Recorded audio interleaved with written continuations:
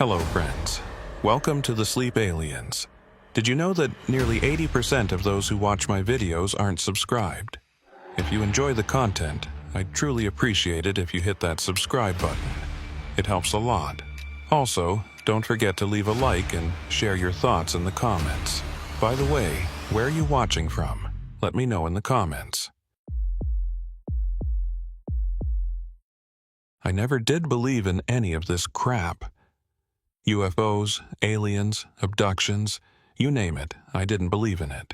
This kind of crap that people made up for attention or, because they can't cope with the idea that sometimes life can get pretty dull. I'm a trucker. I can drive from Corpus Christi to Galveston a dozen times, maybe more, and I've seen some strange shit, yeah, but there's a logical reason behind it. Fog, reflecting headlights, drunk morons flying drones. But as for what happened to me and Wyatt 3 months ago, scratch his head in puzzlement. I don't have an answer for that, and I mean that. I have tried. My name is Shane Murado. I am 34 years old and have been driving trucks for almost 12 years now. I am not the type of guy who scares easily, either. I've driven in storms, close calls with drunk drivers, blowouts at 70 miles per hour. I've seen dead bodies lying side roads, cars twisted like aluminum foil around guardrails, and fires that reduced 18-wheelers into torches made of molten steel and ash. None of those things kept me awake at night. This does. It was late August, one of those Gulf Coast nights where the humidity sits on your skin like a wet blanket. The kind of night where your shirt sticks to your back the second you step outside, and the air smells like salt water mixed with crude oil and dead fish. I was hauling a load of construction equipment from Corpus up to Houston, taking Highway 35 through the smaller towns because I-45 was backed up from an accident. Wyatt Krieger was riding shotgun. He's my cousin, 28, been helping me out on runs for about 6 months. Good kid. Quiet. Didn't talk much unless he had something worth saying, which I appreciated. Most guys you pick up want to fill every second with noise. Radio, conversation, whatever. Wyatt understood that sometimes silence is better. We'd left Corpus around 9 p.m., planning to make it to Houston by 3 or 4 in the morning, unload at dawn, then head back. Standard run. I'd done it hundreds of times. The highway was empty that night. I mean, really empty. We'd see a car every 10, 15 minutes maybe. Most of the small towns we passed through were already shut down for the night.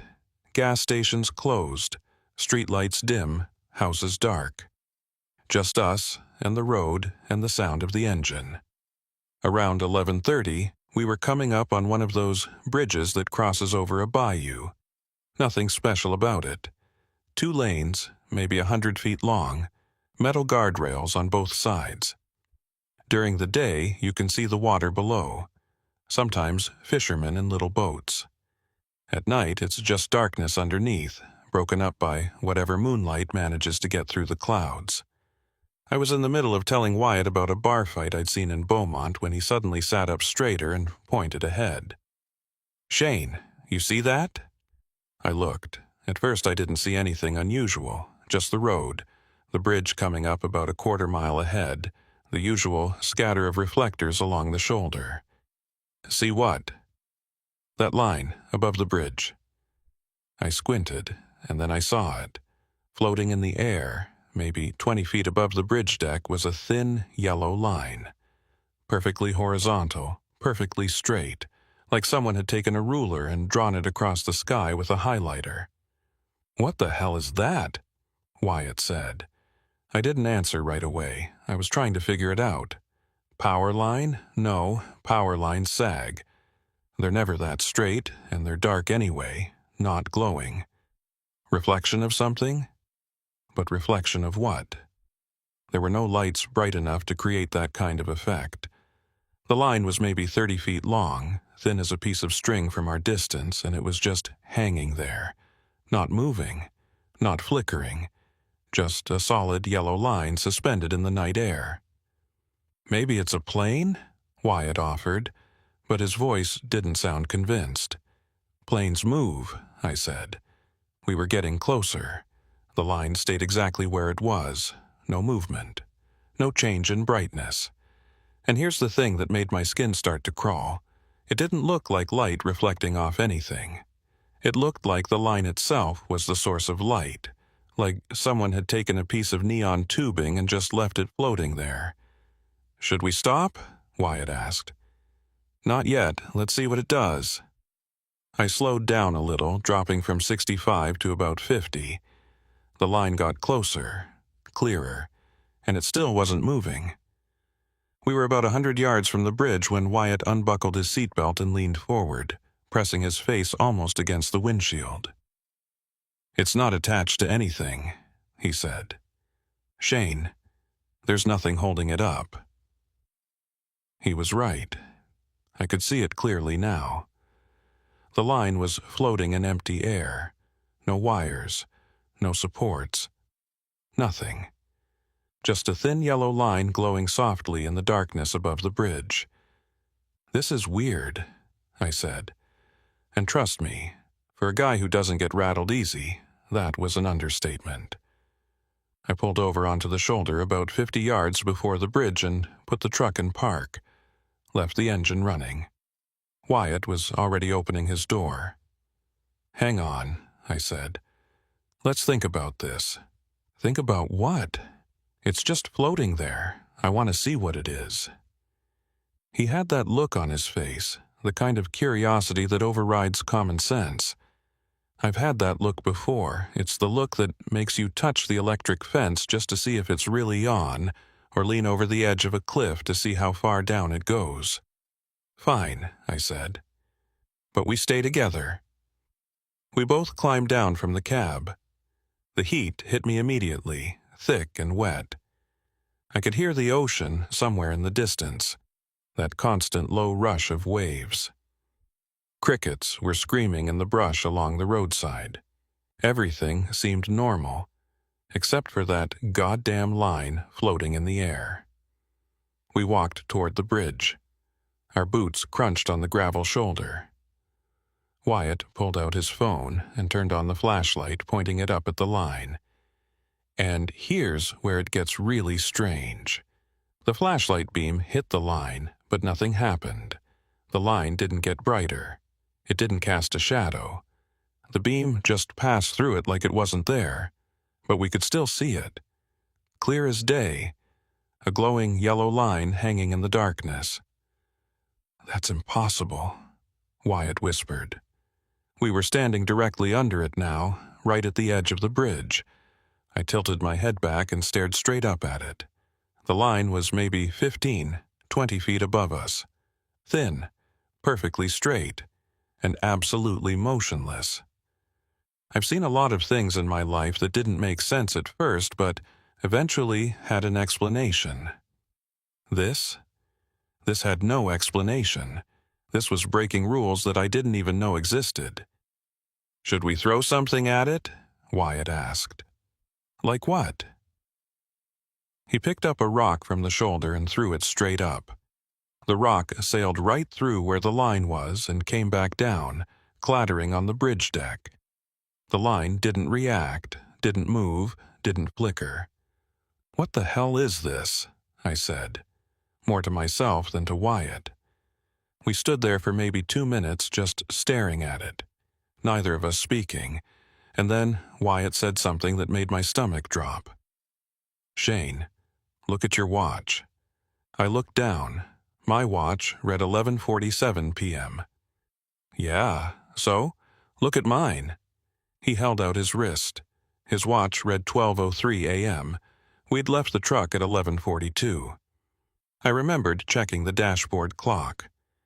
We'd been standing here for maybe 5 minutes tops. Our watches shouldn't have been different by 16 minutes, and they shouldn't have jumped forward. "Did you change it?" I asked. "No. Did you?" "No." We both looked at each other. Then back up at the line. It was still there, still glowing, still impossibly straight and perfectly horizontal. And then, without any warning, Without any sound or flash or movement, it was gone. Just gone. One second it was there, the next second it wasn't. The night was dark again. Empty. Normal. Wyatt and I stood in silence for a long moment. I could hear my own heartbeat in my ears. The crickets were still screaming.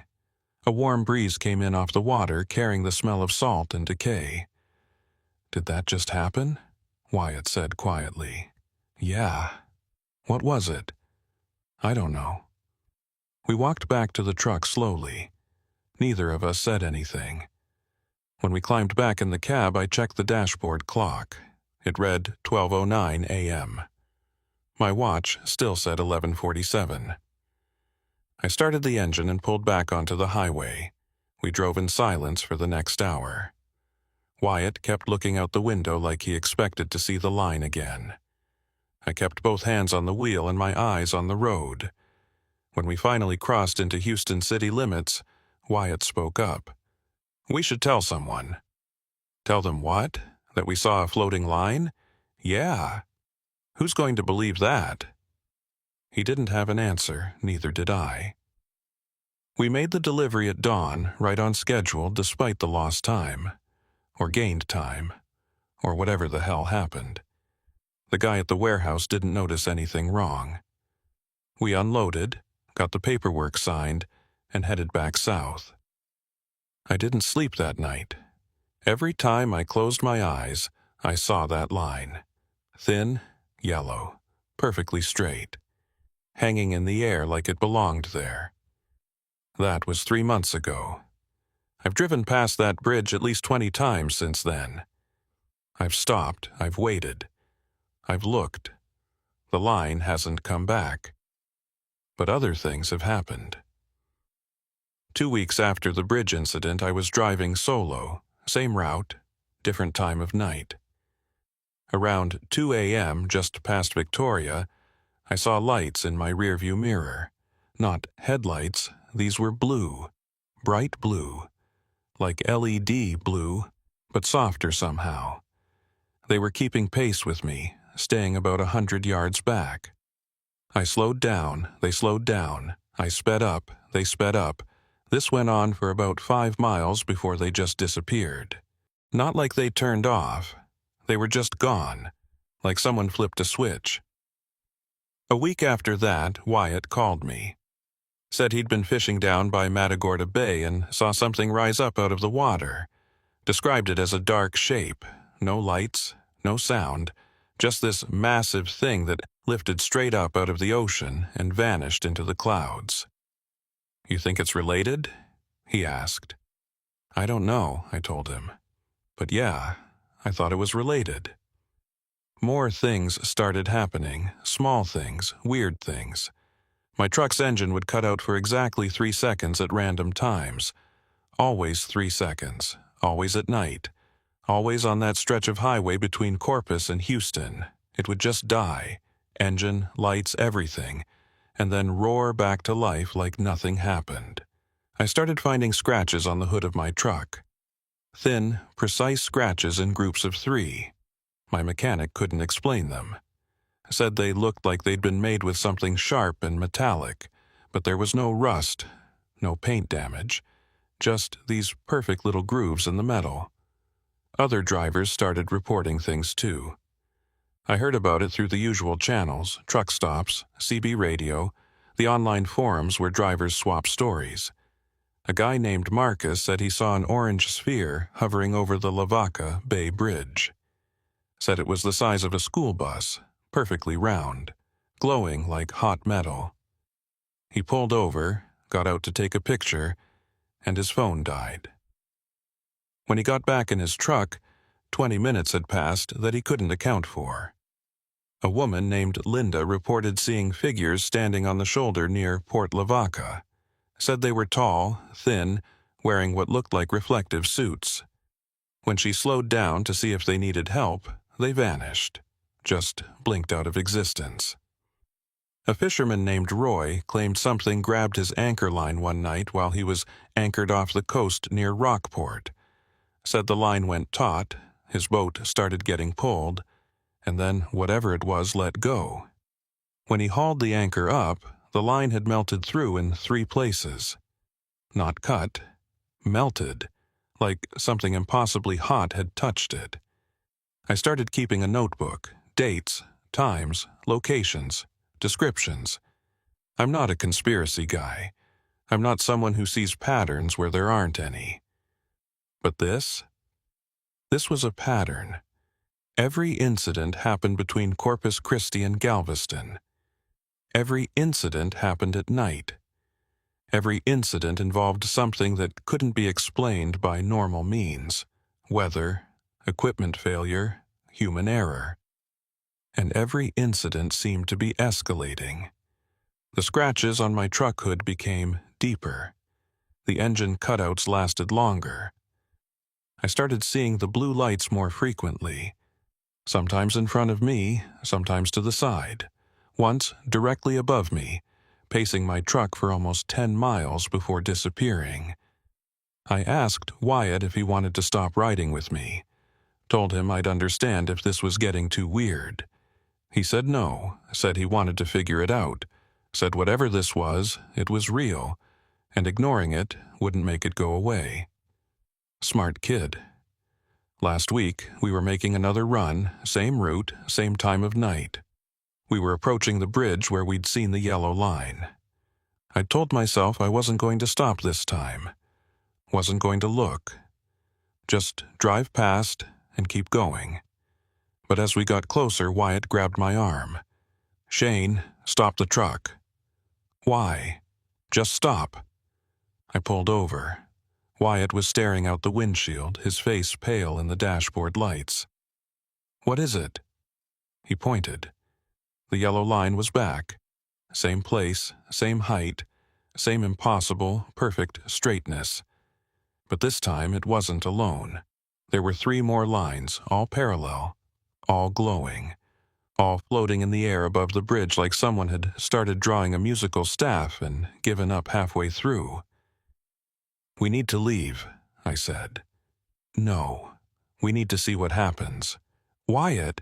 "Shane, listen to me. We're the only ones seeing this. Nobody else has reported lines like this. Just us.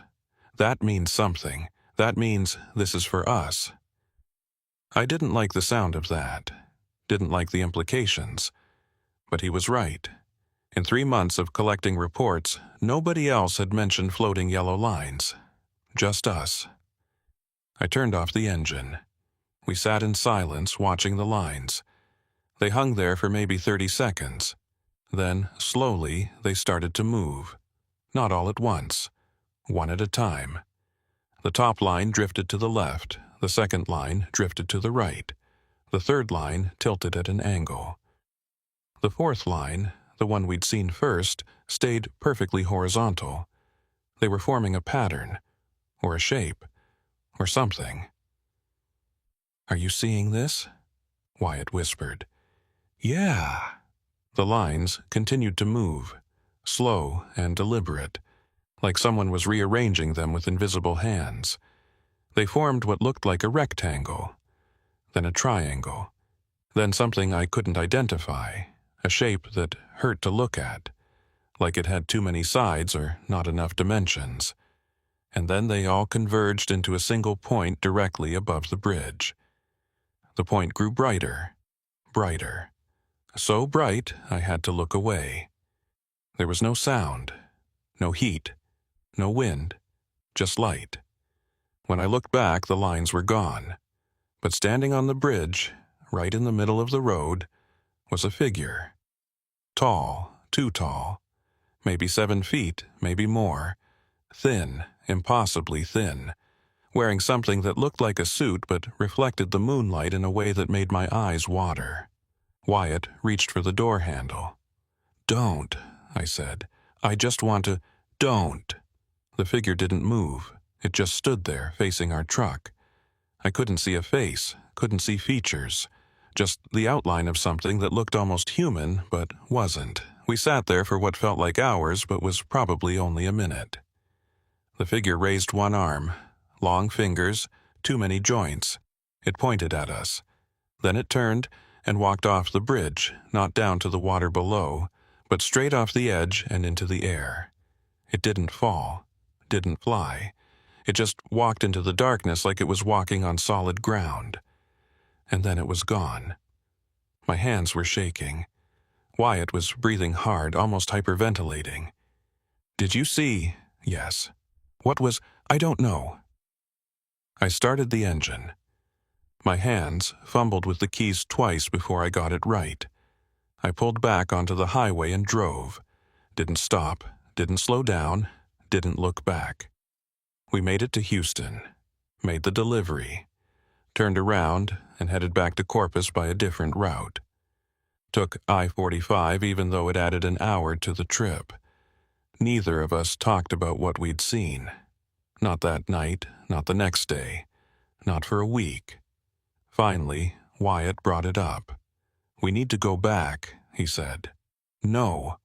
Shane, we need to understand what's happening." "I don't want to understand. I want it to stop. It's not going to stop. Whatever this is, it's accelerating. More sightings, more incidents, and we're in the middle of it." He was right. I knew he was right, but I didn't want to admit it. "So, what do you want to do?" I asked. "Go back to the bridge, wait, see if they come back." "They?" "Yeah, they. Because that wasn't alone. You know it wasn't." I did know. The way the figure had moved, the way it had pointed at us, it was deliberate, intentional, like it was checking us, marking us, or maybe inviting us. "When?" I asked. "Tonight." We left Corpus around 10 p.m. The night was cooler this time, a front having pushed through earlier in the day. The humidity was down, the air almost comfortable.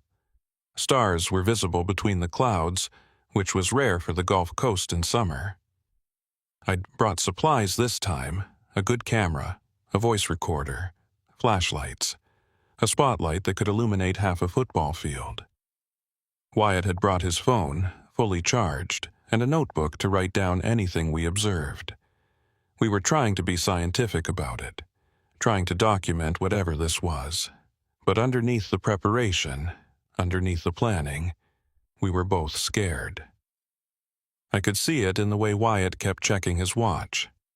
I could feel it in the way my hands gripped the steering wheel too tight. The highway was emptier than usual. We passed maybe 3 cars in the hour it took to reach the bridge. Each time headlights appeared in the distance, I felt a flash of relief, proof that the world was still normal, still full of regular people doing regular things.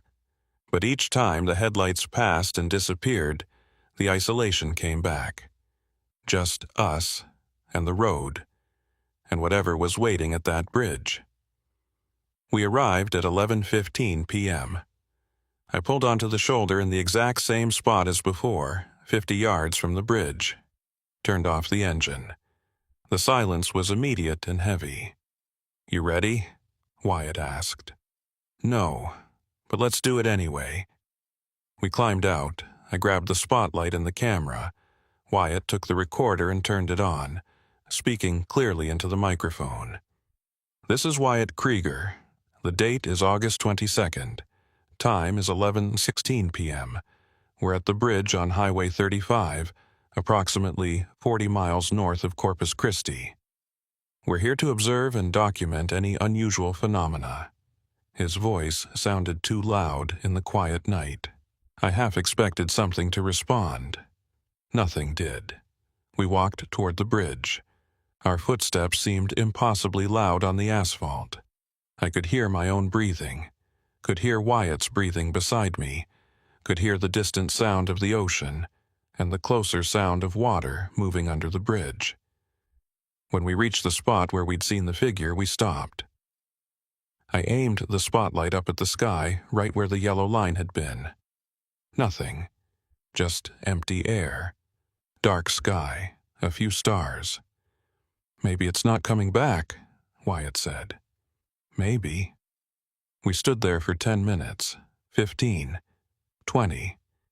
Nothing happened. No lines. No lights, no figures. I was starting to feel foolish. We'd driven all the way out here, brought equipment, prepared ourselves for something extraordinary, and we were standing on an empty bridge in the middle of the night, looking at nothing. "Let's give it until midnight," I said. "If nothing happens by then, we leave." Wyatt nodded. We waited. I checked my watch every few minutes. 11:35. 11:42. 11:51. At 11:57, the temperature dropped. I don't mean it got cooler. I mean, the temperature plummeted. In the space of maybe 5 seconds, it went from comfortable to cold. Actually, cold. My breath misted in front of my face. "You feel that?" Wyatt asked, his voice shaking slightly. "Yeah." The crickets stopped. The sound of the ocean faded. Even the wind seemed to die away. It was like someone had put the world on mute. And then the line appeared. Same spot as before. Same thin yellow line hanging in the air above the bridge. But this time, it wasn't alone. 4 more lines appeared next to it, forming that same musical staff pattern we'd seen before. I raised the camera and started taking pictures. Wyatt spoke into the recorder, describing what we were seeing. His voice was steady, but I could hear the fear underneath it. The lines began to move again, rearranging themselves. This time they formed a perfect square. Then the square rotated, showing us different angles, impossible perspectives. It was 3-dimensional, but it also wasn't. Looking at it made my head hurt. "Shane," Wyatt said quietly, "look at the water." I looked down at the bayou below the bridge. The water was perfectly still, not a ripple, not a wave. Like it had frozen solid, except I could see the reflection of the lines on the surface, which meant it wasn't frozen. The lines collapsed again into that single bright point. I raised the camera, my finger on the shutter button, ready to capture whatever happened next.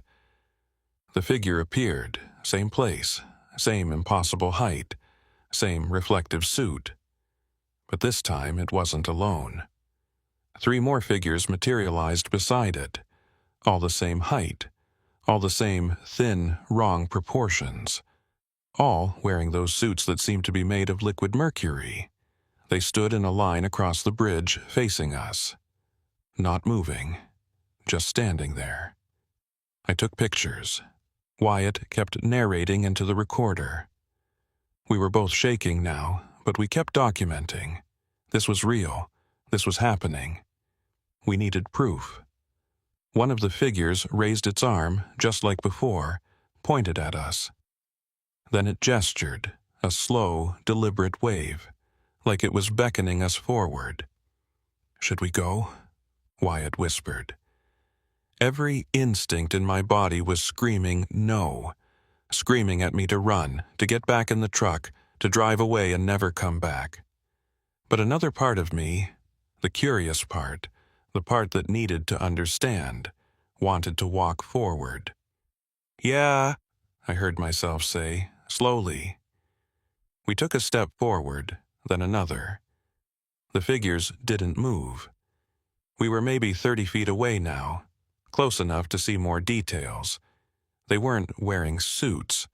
The reflective surface was their skin, or what passed for skin. It moved like liquid, constantly shifting, never quite settling into one configuration. I could see what might have been faces, oval shapes where heads should be, but no features, no eyes, no mouths, no noses. Just smooth, reflective surfaces. 20 feet away now. I could hear a sound, a low humming that seemed to come from everywhere and nowhere at once. It wasn't unpleasant. Actually, it was almost soothing, like the sound of a fan on a hot night or rain on a roof. 10 feet away. I could smell something. Not bad, exactly, but foreign. Like ozone mixed with something metallic and something I couldn't identify. My camera felt heavy in my hands, 5 feet away. We stopped. The figures were right in front of us now. Up close, they were even more wrong. Their proportions didn't make sense. Arms too long, legs that bent at angles that shouldn't work, torsos that seemed too narrow to contain anything vital. The one in the middle reached out toward me. Its hand, if you could call it a hand, had 6 fingers, each one articulated in too many places. It moved slowly, deliberately, like it was afraid of startling us. I should have stepped back, should have run, but I didn't. I stood there as that hand reached out and touched my chest, right over my heart. The effect was immediate. Images flooded my mind. Not like memories, not like dreams. Like watching a movie at 1,000 times normal speed, every frame crystal clear. I saw the Gulf Coast from above, at night, covered in lights. I saw highways stretching out like veins. I saw ships on the ocean, planes in the sky, cities glowing like bioluminescent organisms. Then the perspective pulled back. Way back. I saw Earth from space, rotating slowly, its surface traced with the lights of human civilization. Saw the moon, saw the sun, saw the solar system. Further back. The galaxy. Millions of stars, billions, all of them connected by invisible threads that I could somehow see. Energy flowing between them. Information. Life. And then I saw them, others, not the figures standing in front of me. Different things, vast things, things that existed in spaces I couldn't comprehend, things that were aware, things that were watching. The hand pulled away and the images stopped. I gasped, stumbling backward. Wyatt caught me. "What happened? Shane, what happened?" I couldn't speak, couldn't process what I'd just experienced. It wasn't a vision, it wasn't a hallucination, it was real. I'd seen real things, true things. The figure that had touched me stepped back. All 4 of them stood in a line again. Then, in perfect unison, they turned toward the edge of the bridge. They walked off. Not down, not up, just off, into the air, their feet stepping on nothing, their bodies moving through space like space wasn't there. We watched them disappear into the darkness. The humming sound faded, the cold faded, the lines in the sky faded, and then we were alone again on a bridge in the middle of the night, the crickets starting back up, the ocean sounds returning, everything normal except for the fact that nothing would ever be normal again. Wyatt looked at me. "Did you see what I saw?" "What did you see?" "Everything. I saw everything." "Yeah," I said. "Me too." We walked back to the truck in silence. I was still shaking. My camera felt like it weighed 100 pounds. When we climbed back into the cab, I checked the memory card. Blank. Every picture I'd taken was gone.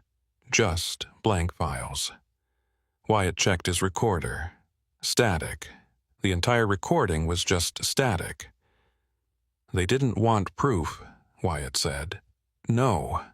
So why show themselves? I don't know." But I did know. Or at least I thought I knew. They'd shown themselves because they wanted us to see. They wanted us to understand something. What that was exactly, I couldn't say. But the images they'd planted in my mind, the galaxy, the connections between stars, the other vast, aware things, that wasn't random. That was a message. We drove back to Corpus in silence.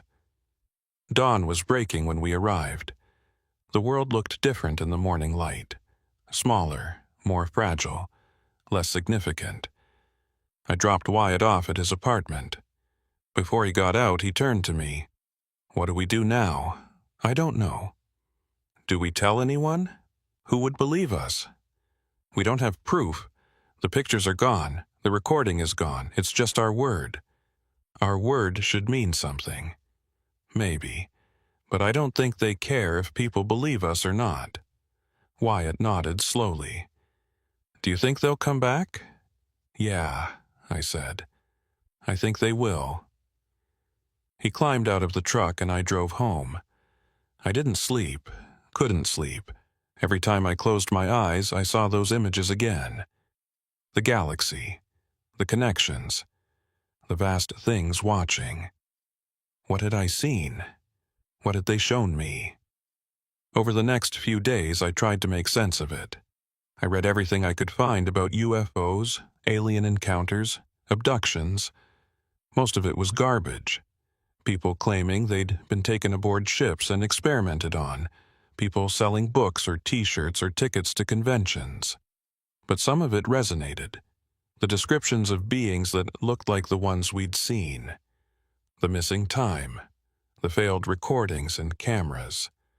The sense that something was watching, waiting, testing.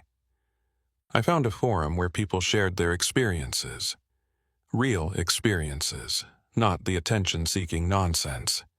I created an account and typed out everything that had happened. The yellow line, the figures, the visions. I expected ridicule, expected people to call me crazy or a liar. Instead, I got responses. Dozens of them. People who'd seen similar things. Not exactly the same, but close enough. A woman in Oregon described seeing geometric shapes in the sky that rearranged themselves. A man in Florida talked about figures on a beach that walked into the ocean and didn't come back up. A teenager in New Mexico claimed something had touched his forehead and shown him the same kind of cosmic images I'd seen. We weren't alone. Whatever this was, it was happening to people all over. And it had been happening for a long time. I started corresponding with some of them, comparing notes, looking for patterns. We found several. 1. The encounters always happened in isolated places. Highways, beaches, desert roads, forests, places where there weren't many witnesses. 2. The beings never spoke, never made sounds. Communication was always through touch or telepathy or those planted images.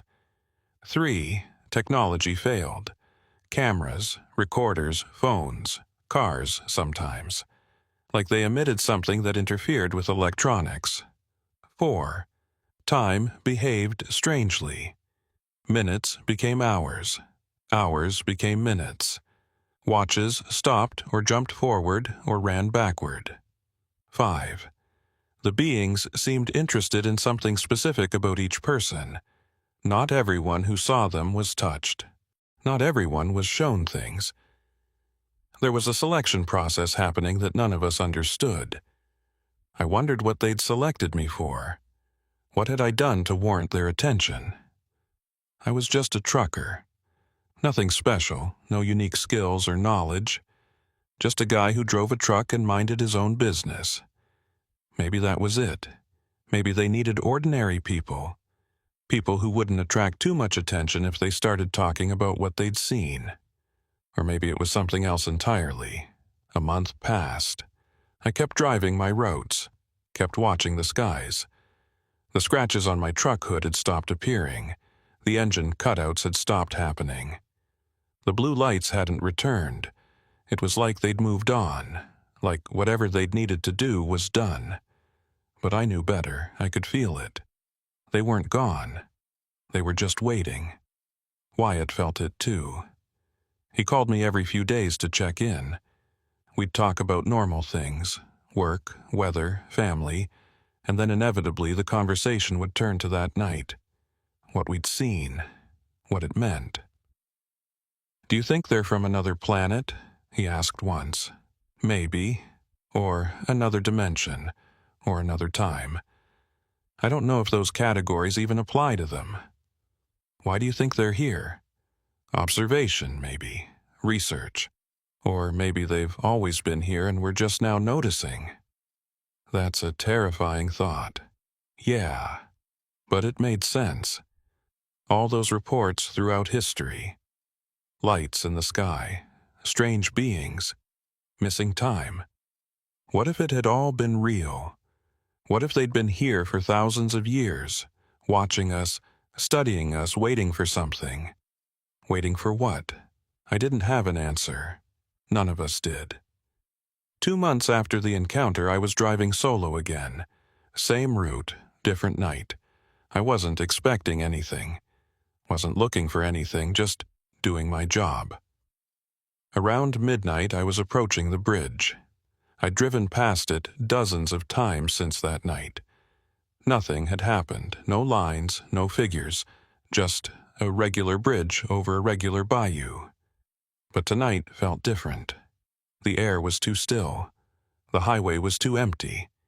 Even the crickets seemed quieter than usual. I slowed down as I approached. My headlights illuminated the bridge deck. Nothing unusual, nothing out of place, and then I saw it. Not the yellow line, not the figures. A craft. It was parked, if you can call it that, on the shoulder just past the bridge. Maybe 40 feet long, 20 feet wide, shaped like a teardrop with the narrow end pointing up. The surface was that same liquid metal appearance as the suits the figures had worn. No lights, no sound. Just sitting there like someone had pulled over to check their map. I stopped the truck in the middle of the road. There was nobody else around, no other cars, no witnesses. My hands were shaking again. I wanted to drive away, wanted to pretend I hadn't seen anything, but I couldn't.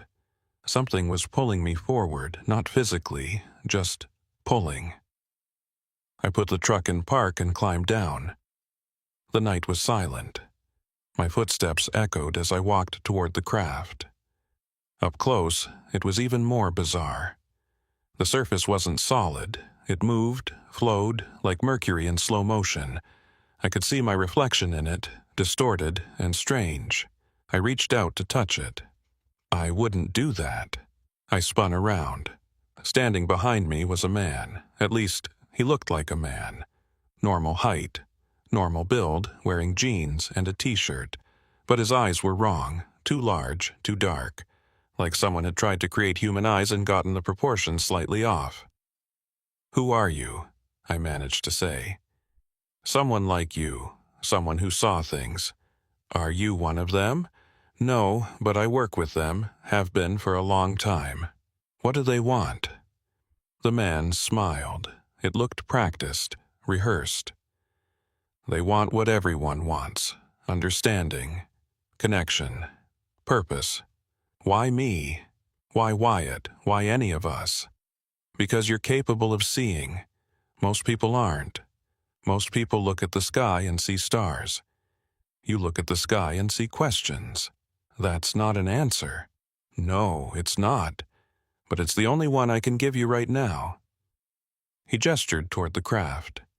"They're leaving soon, this area, anyway, moving on to other places, but they wanted me to tell you something." "What?"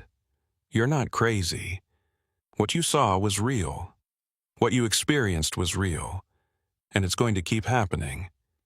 Not just to you, but to more people. The world is changing, Shane. Faster than most people realize. And when it does, when the truth becomes undeniable, you're going to need to be ready." "Ready for what?" "To help others understand. To be a bridge between their world and yours. I don't want that responsibility. I know. Neither did I. But here we are." The craft behind me made a sound. Not loud, just a soft hum that I felt in my chest more than heard with my ears. The man stepped back. "They're leaving now. You should probably move your truck." "Wait." But he was already walking toward the craft.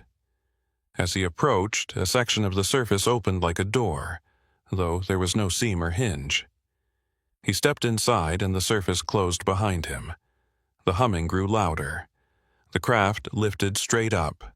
No engines, no thrust, no sound other than that hum. It rose maybe 100 feet, hovered for a moment, and then shot straight up into the sky so fast my eyes couldn't track it. And then it was gone.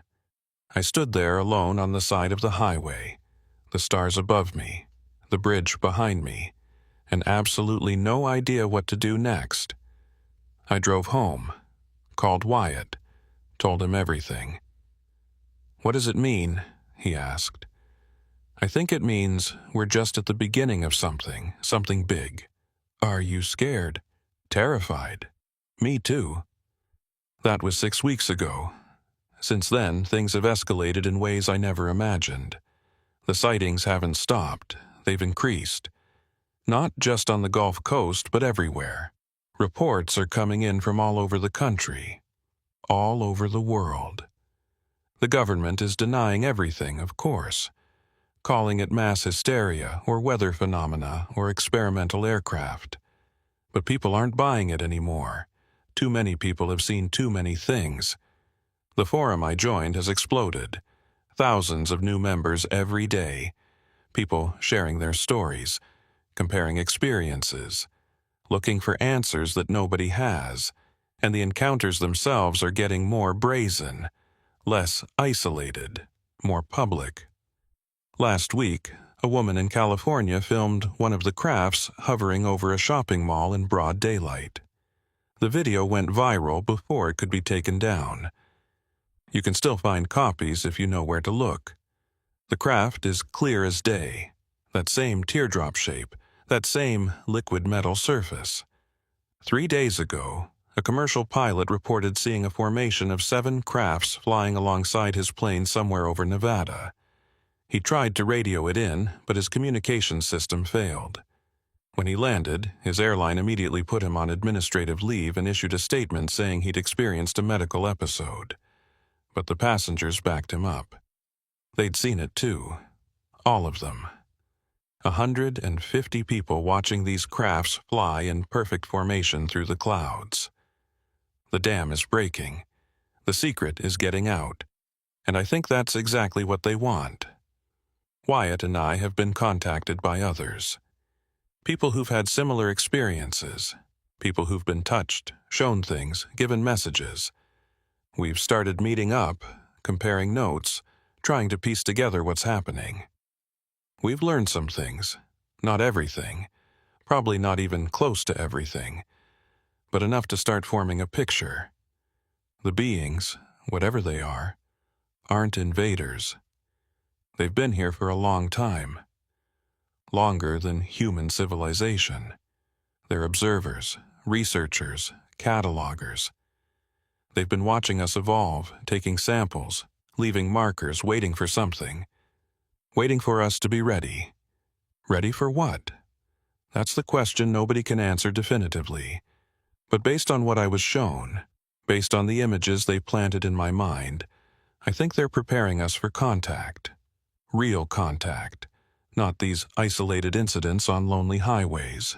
Mass contact. Open contact. The kind of contact that changes everything. Why now? Maybe because we've reached a certain level of technology. Maybe because we're destroying our planet and they need to intervene. Maybe because there's something else coming. Something bigger, and they need us to be aware of it. I don't know. None of us know. But we're all feeling the same sense of urgency. Time is running out for something. The encounters are increasing in frequency. The beings are showing themselves to more people. The veil is thinning. Yesterday, Wyatt called me with news. He'd been contacted by someone. Not one of the beings. A person, a woman, who claimed to work for a government agency that monitors these encounters. She wanted to meet with us, talk to us, hear our story. I was skeptical. Government agencies don't acknowledge this stuff. They deny it, discredit it, bury it. But Wyatt convinced me. What do we have to lose? Either she's legit and we learn something, or she's not and we walk away. We agreed to meet her at a diner in Rockport. Neutral ground. Public place. Plenty of witnesses if things went sideways. She showed up exactly on time. Mid-40s. Professional. Carried herself like someone who'd spent time in the military. She ordered coffee, sat down across from us, and got straight to the point. My name is Agent Sarah Mendoza. I work for a division of the Department of Defense that officially doesn't exist. We monitor and investigate what we call non-human intelligence encounters. And gentlemen, You two have had some of the most significant encounters we've documented in the last decade." "How do you know about our encounters?" I asked. "We know about all of them, every sighting, every report, every video that gets posted and taken down. It's our job to know. So the government does acknowledge this stuff. Privately, yes. Publicly, no. Not yet, anyway." "Why not?" She sighed and took a sip of her coffee. "Because the truth is complicated and messy and terrifying. Most people aren't ready to accept that we're not alone, that we've never been alone, that the entire history of human civilization is played out under the observation of other intelligences. But people are seeing things now, more than ever. The truth is getting out whether you like it or not. I know. That's why I'm here." She pulled out a folder and slid it across the table. I opened it. Inside were photographs. Lots of them. The yellow line above the bridge, the figures, the craft I'd seen. All taken from angles I didn't recognize. "You've been watching us," Wyatt said. "We've been watching everyone. It's what we do. But you two are special. The beings have made contact with you multiple times. They've shown you things. That's rare. Usually they observe and leave.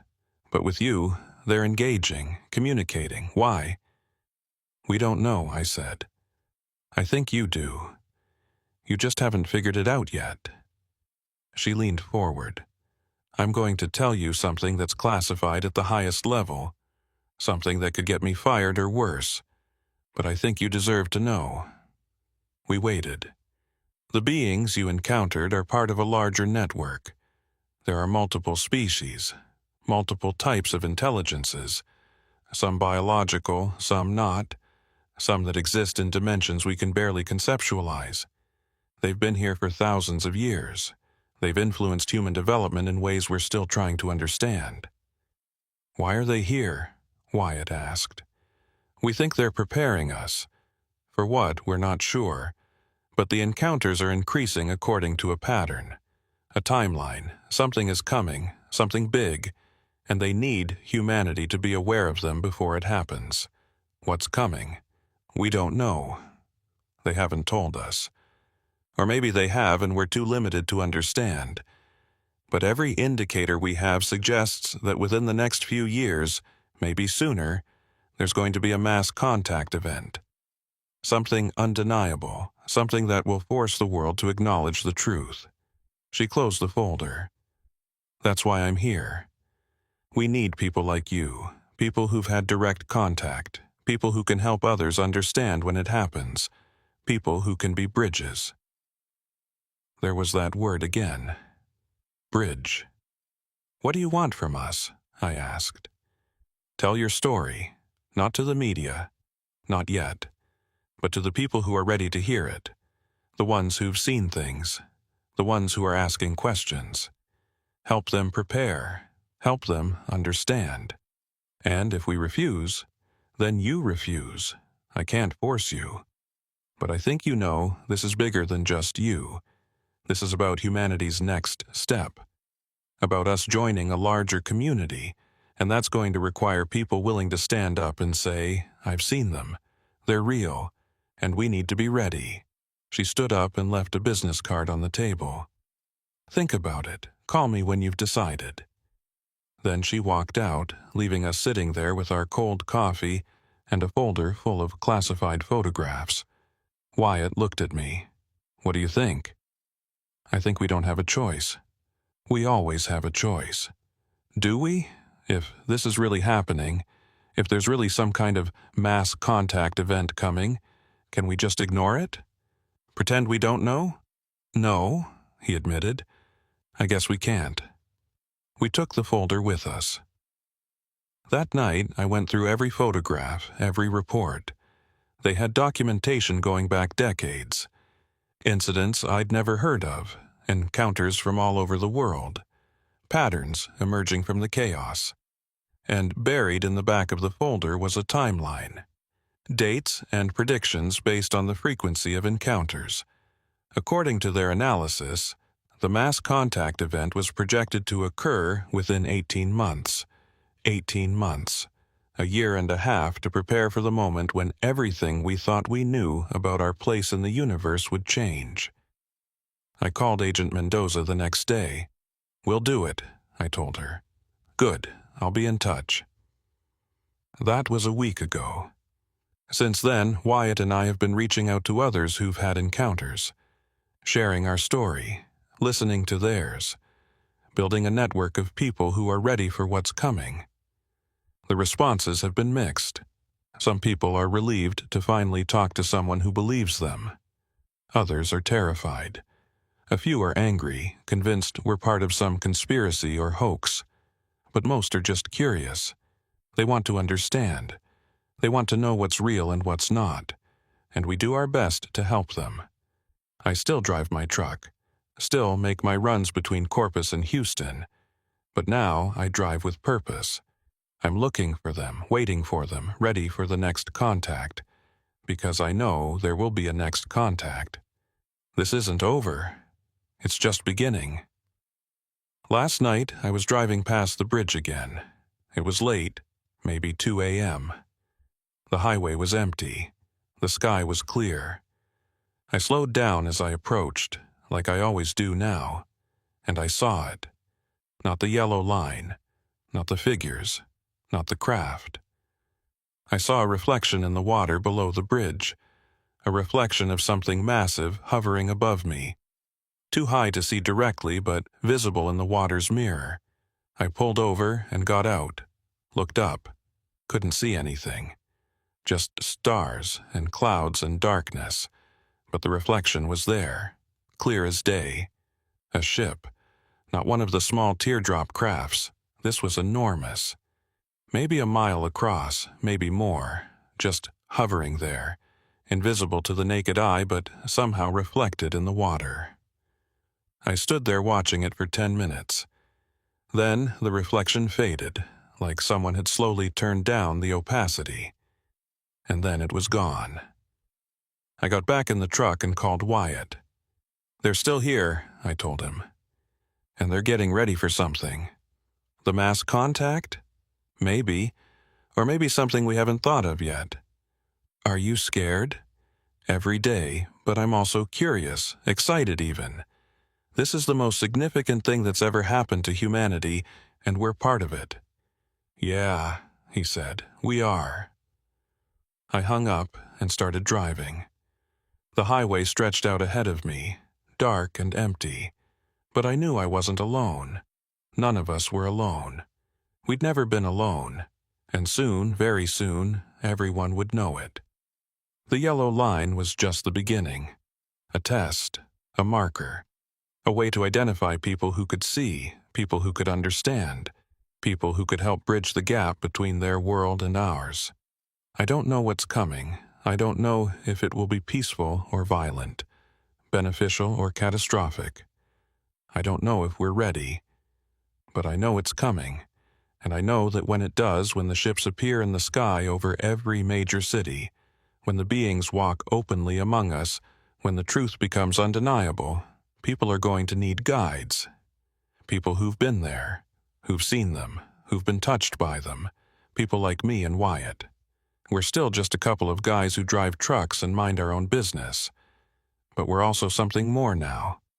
We're witnesses, we're messengers, we're bridges. And when the time comes, we'll be ready. I drive past that bridge every week now. Sometimes I see things. Sometimes I don't.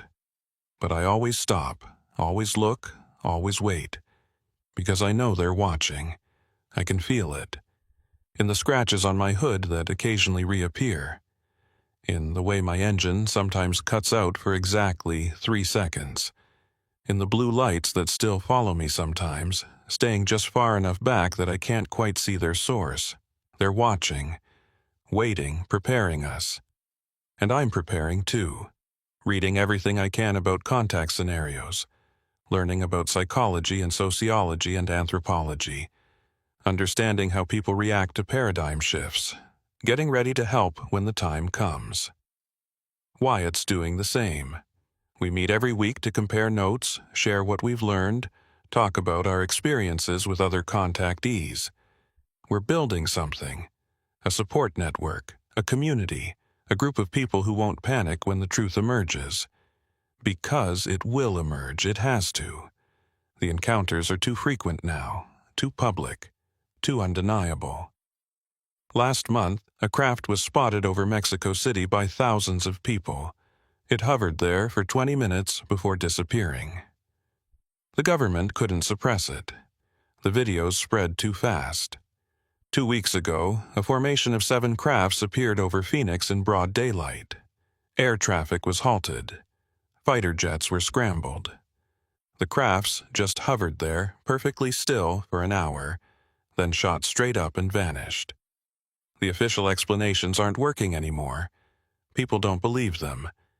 People are asking questions, demanding answers. The timeline is accelerating. Agent Mendoza calls me every few days with updates. More sightings, more encounters, more people reporting contact. The graph she showed me last week was almost vertical. "It's happening faster than we predicted," she said. "The 18-month timeline might be optimistic. How long do you think we have? Months, maybe weeks. And then what? Then everything changes." I asked her if the government was preparing, if there were plans for when contact became public. She laughed. It wasn't a happy laugh. There are plans, contingencies, protocols. But how do you plan for something like this? How do you prepare 7 billion people for the revelation that we're not alone, that we've never been alone, that everything we thought we knew about our place in the universe is wrong? "You can't," I said. "No, you can't. All you can do is try to minimize the panic and help people adapt. That's what we're doing. Me and Wyatt and the dozens of others who've had similar experiences. We're creating resources, websites, forums, support groups, places where people can go when they start seeing things, when they start questioning reality. Because they will see things. The encounters are spreading, no longer confined to isolated highways and deserted beaches. They're happening in suburbs, in cities, in places where they can't be ignored or explained away.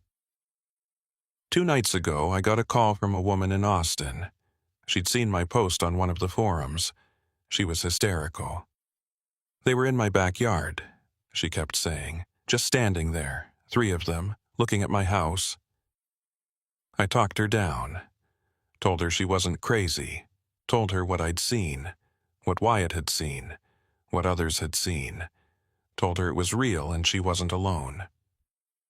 She called me back the next day, calmer, grateful. "Thank you," she said. "I thought I was losing my mind. You're not, and it's going to get worse before it gets better. But you'll be okay. We'll all be okay." I'm not sure I believe that, but it's what people need to hear. The truth is, I don't know if we'll be okay. I don't know what their intentions are, what they want from us, why they're here. But I know they're not leaving. And I know that soon, very soon, the world will have to face the reality that we're not the only intelligent species in the universe, maybe not even the most intelligent. That's a hard pill to swallow for humanity. We've spent thousands of years thinking we're special, created in God's image, the pinnacle of evolution, the center of everything. What happens when we realize we're not? When we realize we're just one species among many, maybe not even a particularly advanced one. Some people will adapt, some won't. Some will see it as an opportunity, others as a threat.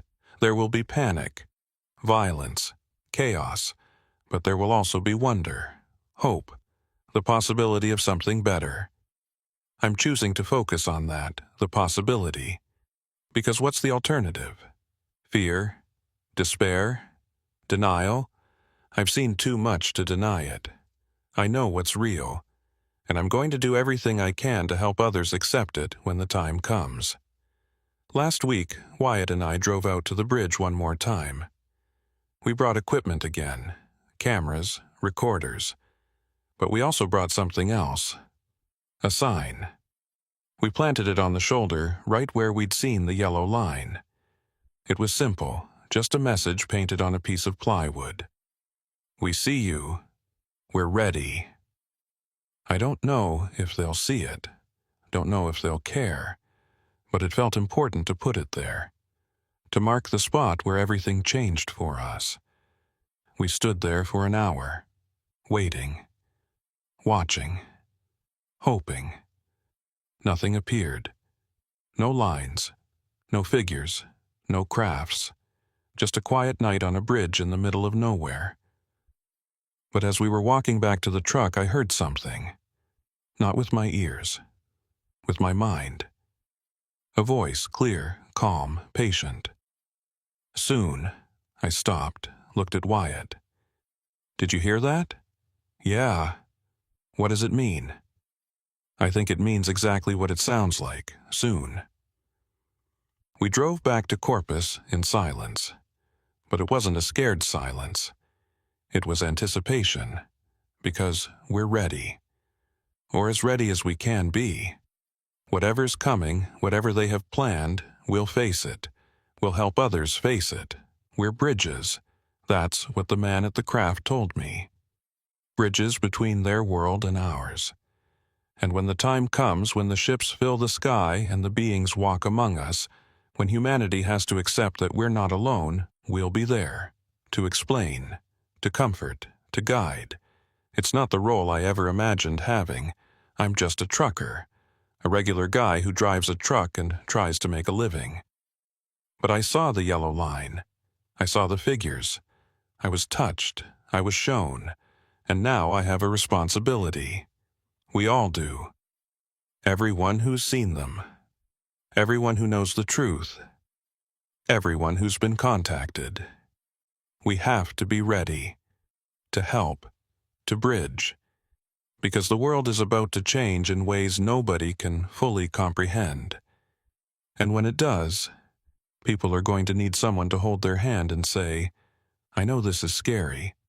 I know this changes everything, but you're not alone, and you're going to be okay. I hope that's true. I hope we're all going to be okay. But either way, I'm ready to find out. The yellow line was just the beginning. The real story starts soon. I've patrolled the Gulf Coast Highway for 11 years. Highway 87, the stretch between Port Arthur and Galveston. I've seen everything you'd expect a Coast Guard patrol officer to see. Drunk boaters. Smugglers. Idiots who think they can outrun the tide.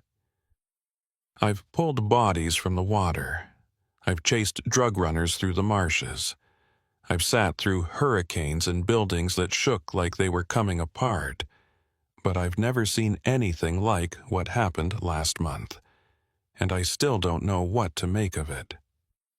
My name is Ellie Vantris. I'm 31 years old. I've been with the Coast Guard for over a decade, stationed at the Port Arthur facility. My job is simple. Patrol the coastal areas, respond to emergencies, keep people safe. I'm good at it. I don't get rattled easy. Until September 17th. That night, I was running a routine patrol. It was a Tuesday, around 11 p.m. The weather was clear, which was unusual for September. We'd had storms all week, but this night was calm. Almost too calm. The water was like glass, barely a ripple, and the air was thick with that heavy Gulf humidity that makes your uniform stick to your skin. I was driving one of our patrol vehicles, a modified Jeep we use for beach and coastal road surveillance. The route was familiar. I'd driven it hundreds of times. Start at the Port Arthur station, head south along the beach access roads, check the public areas, look for anything suspicious, then loop back. Most nights, I'd find maybe a couple of teenagers drinking beer, or someone's dog running loose, or occasionally a broken-down car. Nothing exciting, just routine. But that night felt different from the start. The beach was completely empty.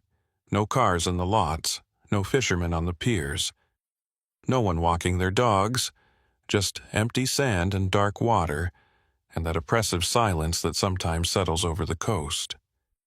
I remember thinking it was odd.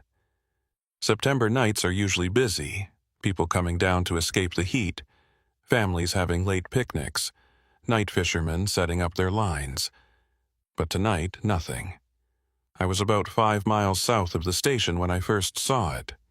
A glow, blue, soft, coming from somewhere ahead of me down the beach. At first I thought it was someone with a lantern or a camping light. We get people who try to camp on the beach, even though it's not allowed in most areas. So I headed toward it, planning to give them the usual warning and send them on their way. But as I got closer, I realized something was wrong. The glow wasn't coming from the beach. It was coming from the water. Or more accurately, it was hovering just above the water, maybe 3 feet up, about 30 yards offshore. I stopped the Jeep and got out. The night was so quiet I could hear my own breathing. The waves, what little there were, made almost no sound. It was like the ocean had gone silent. The glow was still there. Perfectly circular. Maybe 6 feet in diameter, just floating there in the darkness. This soft blue light that pulsed gently, like breathing. I pulled out my flashlight and aimed it at the water beneath the glow, trying to see if there was something in the water causing it. A boat, maybe, or some kind of buoy with a light. That's when I noticed something that made my skin crawl. The glow wasn't reflecting on the water. Let me say that again because it's important. There was this bright blue light hovering 3 feet above the ocean, and it cast no reflection on the water below it. The water beneath it was completely dark, like the light wasn't really there, like it existed in some other space that didn't interact with our world normally. I've been on the water my whole life. I know how light works on water. Everything reflects. The moon, stars, boat lights, flashlights, everything creates a reflection. Even the dimmest light source will create some kind of shimmer on the surface. But this didn't. The water beneath it was as dark as the water 100 yards away. I stood there trying to make sense of it. Equipment malfunction? No, my eyes were working fine. Some kind of optical illusion. But it was too solid, too real. I reached for my radio to call it in, but something stopped me. I don't know what, instinct maybe, or embarrassment at the thought of reporting a floating light that cast no reflection. They'd think I was crazy, or drunk, or seeing things. So, instead, I watched. The glow stayed in the same spot for maybe 2 minutes, just hovering there, pulsing gently. Then, without any warning, it started to move, not fast. Just a slow, steady drift parallel to the shoreline, heading south. Moving against the current. I could see the water flowing north to south, but the glow was moving south to north. I got back in the Jeep and followed it, driving slowly along the beach access road, keeping pace with the light. It maintained the same distance from shore, 30 yards out, and the same height above the water. After about a mile, it stopped again, hovered, pulsed, and then a second glow appeared next to it. Same size, same blue color, same impossible absence of reflection on the water. Now I had 2 of them, floating side by side about 10 feet apart. Both pulsing in perfect synchronization. My heart was pounding. This wasn't equipment. This wasn't an illusion. This was something real and completely outside my experience. I grabbed my radio. Screw the embarrassment. This needed to be reported. Station, this is Vantris.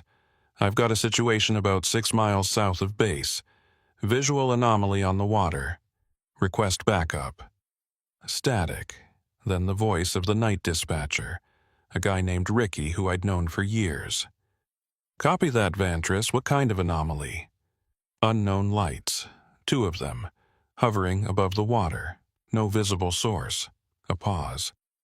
Are they on boats? Negative, no boats visible. The lights are just there. Another pause. Stand by, I'm sending Devereaux to your location. Marco Devereaux. Good. He was solid, level-headed. If anyone would believe what I was seeing, it would be him. I waited. The two glows continued to hover, pulsing in sync. Then a third one appeared. Then a fourth. Now there were 4 of them, arranged in a perfect square, all pulsing together like a heartbeat. I heard an engine behind me. Marco's patrol vehicle pulled up, and he climbed out. He was in his late 30s, muscular build, always calm. We'd worked together on dozens of calls. "What have we got?" he asked, walking over. I pointed, that. He looked out at the water. I watched his face in the dim light from the Jeep's dashboard. His expression went from curious to confused to completely baffled in about 3 seconds. "What the hell is that?" "I don't know. They showed up about 10 minutes ago. Started as 1, now there's 4. "Are they reflecting on the water?" "No. That's the weird part. Look at the water beneath them." He stared for a long moment. "That's not possible." "I know. Light has to reflect. That's basic physics. I know." We stood there together, watching. The 4 glows maintained their square formation, pulsing in perfect rhythm. The ocean beneath them remained dark. Marco pulled out his phone and started recording video. Nobody's going to believe this. I barely believe it, and I'm looking right at it. The glows started to move again, still in formation, still heading south. We followed in our vehicles, staying parallel on the beach access road. After another mile, the formation broke apart. The 4 glows separated, each one heading in a different direction. One came toward shore. One went farther out to sea. The other 2 continued south, but at different speeds. "You take the one heading out," I said to Marco. "I'll follow the one coming to shore." We split up. I watched my glow drift closer and closer to the beach, maintaining that same 3-foot height above the water. As it approached, I could see more details. The blue wasn't uniform. It had depth to it, layers of different shades like looking into deep water. And the pulsing wasn't random. It had a rhythm, steady, precise, like something mechanical. The glow reached the surf line and stopped, hovered there, maybe 20 feet from where I was standing, close enough that I could feel, or thought I could feel, a faint warmth coming from it. I took a step closer, then another. The glow didn't react, didn't move, just continued its steady pulse. I was maybe 10 feet away from it when I noticed something that made my breath catch. There were shapes moving inside the glow. Not solid shapes, more like shadows or silhouettes. Fluid, constantly shifting. I couldn't make out any details, but I could see movement. Purpose. Something was inside that light. My radio crackled. Marco's voice. "Ellie, you seeing this?" "Seeing what?" The one I followed just went underwater. Straight down. Didn't dissipate or fade, just sank into the water and kept glowing beneath the surface. I looked at my glow. It was still hovering at the surf line, pulsing steadily. Mine's still above water, close to shore. And Marco, I think there's something inside it. Inside? Moving shapes. Can't make out what they are, but they're definitely there. A long pause. We need to call this in to the main office. And tell them what? We're seeing impossible lights that don't obey physics. Better than not reporting it. If other patrols are seeing the same thing. He was cut off by a sound. A low hum that seemed to come from everywhere at once. Not loud, but deep. I felt it in my chest more than heard it with my ears. The glow in front of me pulsed brighter. The shapes inside became more defined, I could see what looked like limbs, thin, too thin, moving with a fluid grace that didn't look human. "Marco, are you hearing this sound?" "Yeah, what is it?" "I don't know, but my light is reacting to it." The hum grew deeper, lower. The glow expanded, growing from 6 feet in diameter to maybe 10 feet. The shapes inside became clearer, and then one of them reached out. Not physically. I didn't see a hand or arm extend from the light, but I felt something touch my mind. A presence. Curious. Examining, images flashed through my head. Not memories, not thoughts, just images. The ocean from above, the coastline stretching for miles, ships moving through the water, cities glowing in the darkness. And beyond that, beyond Earth, I saw space, stars, vast distances, things I couldn't comprehend. The contact lasted maybe 3 seconds. Then it withdrew, and the images stopped. I stumbled backward, gasping. My head was spinning, my heart racing. "Ellie, you okay?" Marco's voice on the radio, urgent. Something just happened. It touched my mind, showed me things. "I'm coming back to your position." "No, wait. Where's your light?" "Still underwater. It's moving along the bottom, heading toward the oil rigs." Oil rigs. We had several offshore platforms in this area, big structures standing in deep water, drilling for crude. How far out? Maybe 2 miles. It's moving fast. My glow started to rise. Slowly at first, then faster. It went up 10 feet, 20 feet, 50 feet. Then it shot across the water, heading in the same direction as Marco's. "Mine just took off," I said into the radio, "heading toward your position." "I see it. They're converging, both heading straight for Platform 7. Platform 7 was one of the older rigs, about 3 miles offshore. It had been operational for maybe 20 years, pulling crude from a deep reservoir. "We need to warn them," I said. "Warn them about what? Glowing lights?" He had a point. What would we even say? We both got back in our vehicles and headed north on the access road, trying to keep the lights in view.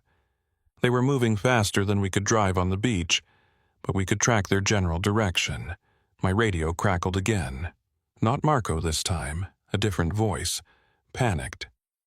"This is Platform 7. We have a situation. Unknown lights approaching from the south. Multiple contacts. Request immediate assistance." I grabbed the radio. "Platform 7, this is Coast Guard Vantress. We're tracking those lights. Do not engage. I repeat, do not engage. They're surrounding us. 4, no, 6 of them. Circling the platform. What the hell are they?" "Unknown. Are they displaying hostile behavior?" "They're just hovering, about 20 feet above the water, circling. Oh God, they're getting brighter." I looked at Marco. "We need to get out there." "We don't have a boat ready. It'll take 20 minutes to launch. Then we call the main station, get a cutter dispatched." I radioed back to base, explained the situation as best I could. The dispatcher sounded skeptical but agreed to send backup. "Platform 7, help is on the way," I said into the radio. "What's your current status?" No response. "Platform 7, do you copy?" Static. "They're not responding," Marco said.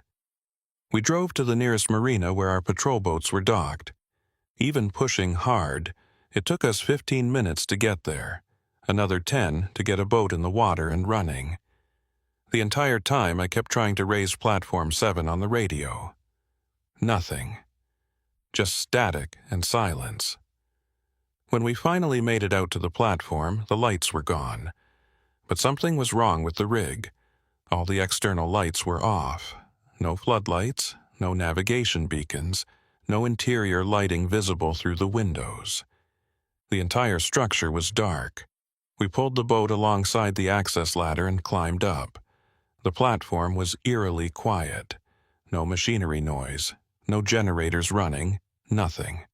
"Platform 7 crew, this is Coast Guard. Marco called out. "Anyone here?" Our voices echoed off the metal structure. No response. We made our way to the main control room. The door was open. Inside, we found the crew, all 6 of them, sitting in their chairs, eyes open, unresponsive. "Medical emergency," I said into the radio. 6 crew members unresponsive. Need immediate medevac. Marco checked their pulses. They're alive, breathing, pupils dilated, but they're not here. "What do you mean, not here?"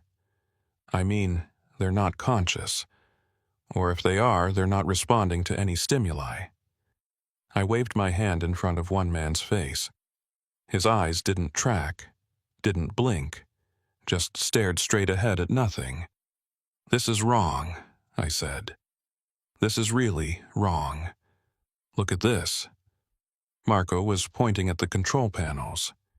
Every screen was displaying the same thing, a pattern, blue lines arranged in a geometric configuration that hurt to look at. Not because it was bright or ugly, but because it seemed to exist in too many dimensions at once. "What is that?" I asked. "I don't know, but it's on every screen, every monitor." I looked around the room. Every display, every computer screen, every piece of equipment with a screen, all showing the same impossible pattern. "We need to get them out of here," Marco said. We started moving the crew members, one by one, getting them down to the boat.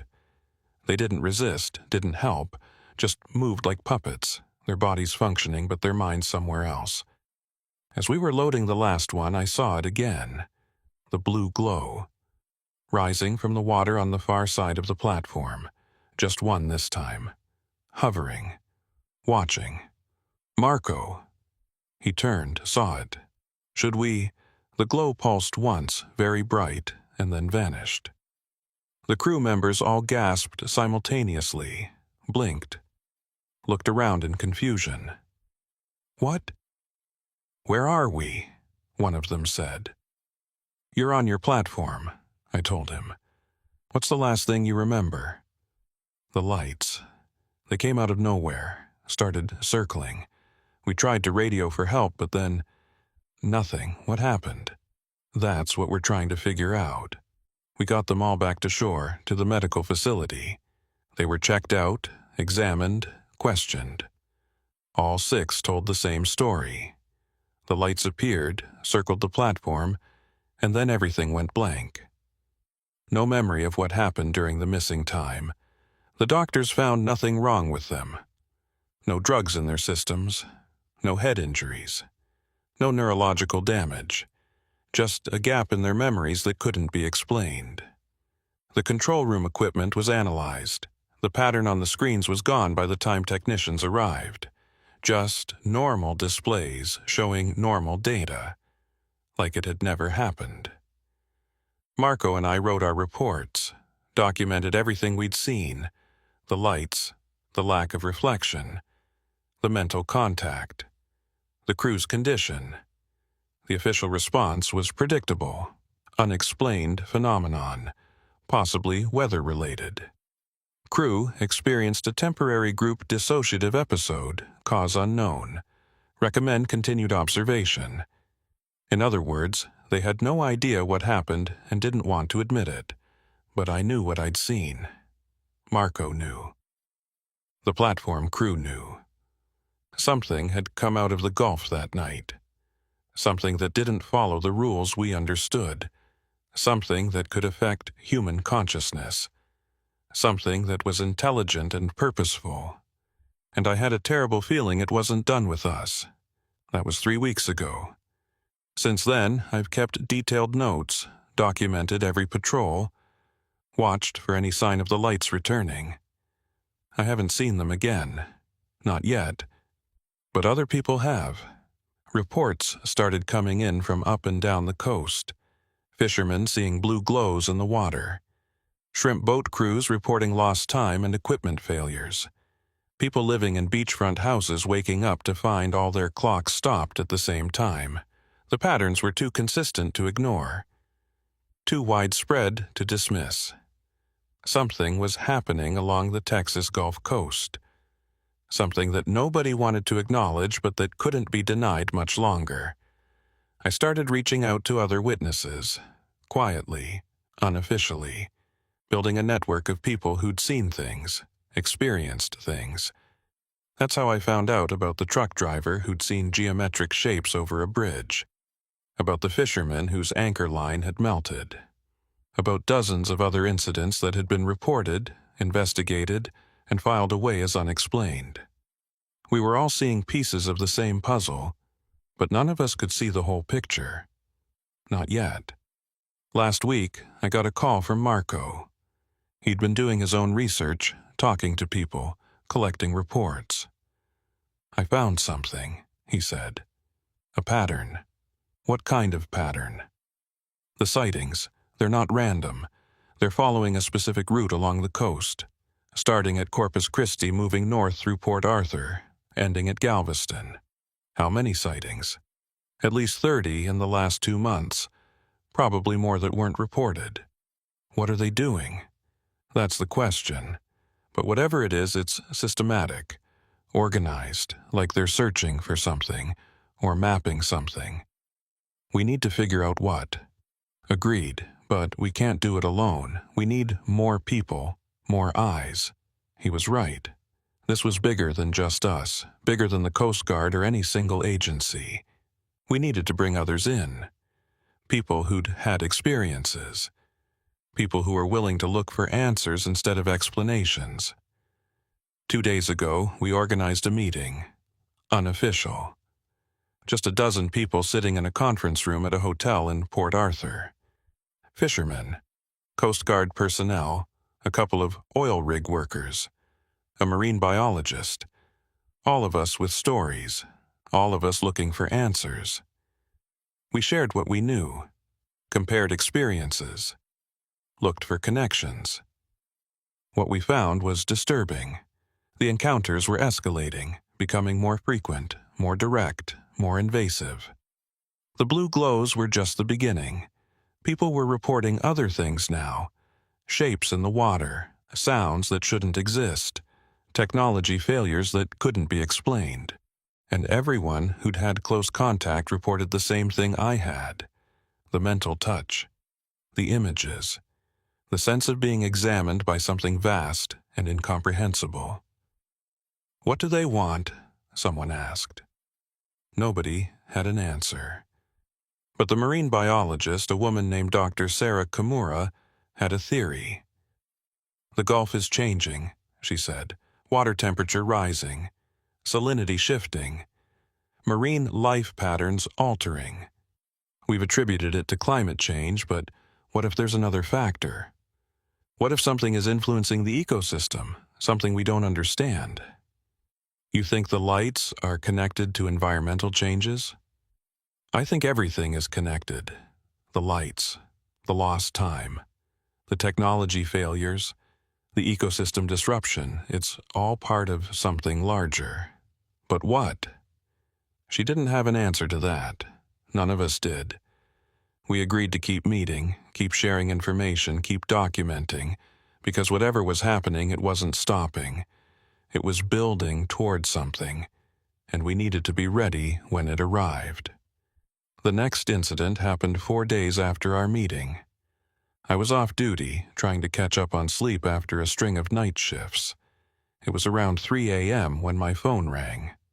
"Marco, you need to get down to the beach, now." "What's happening?" "It's back, but it's different this time. Bigger." I was dressed and out the door in 5 minutes. Drove down to our usual patrol area, the stretch of beach south of the station. I could see it from a mile away. Not a single blue glow this time. Dozens of them. Maybe hundreds.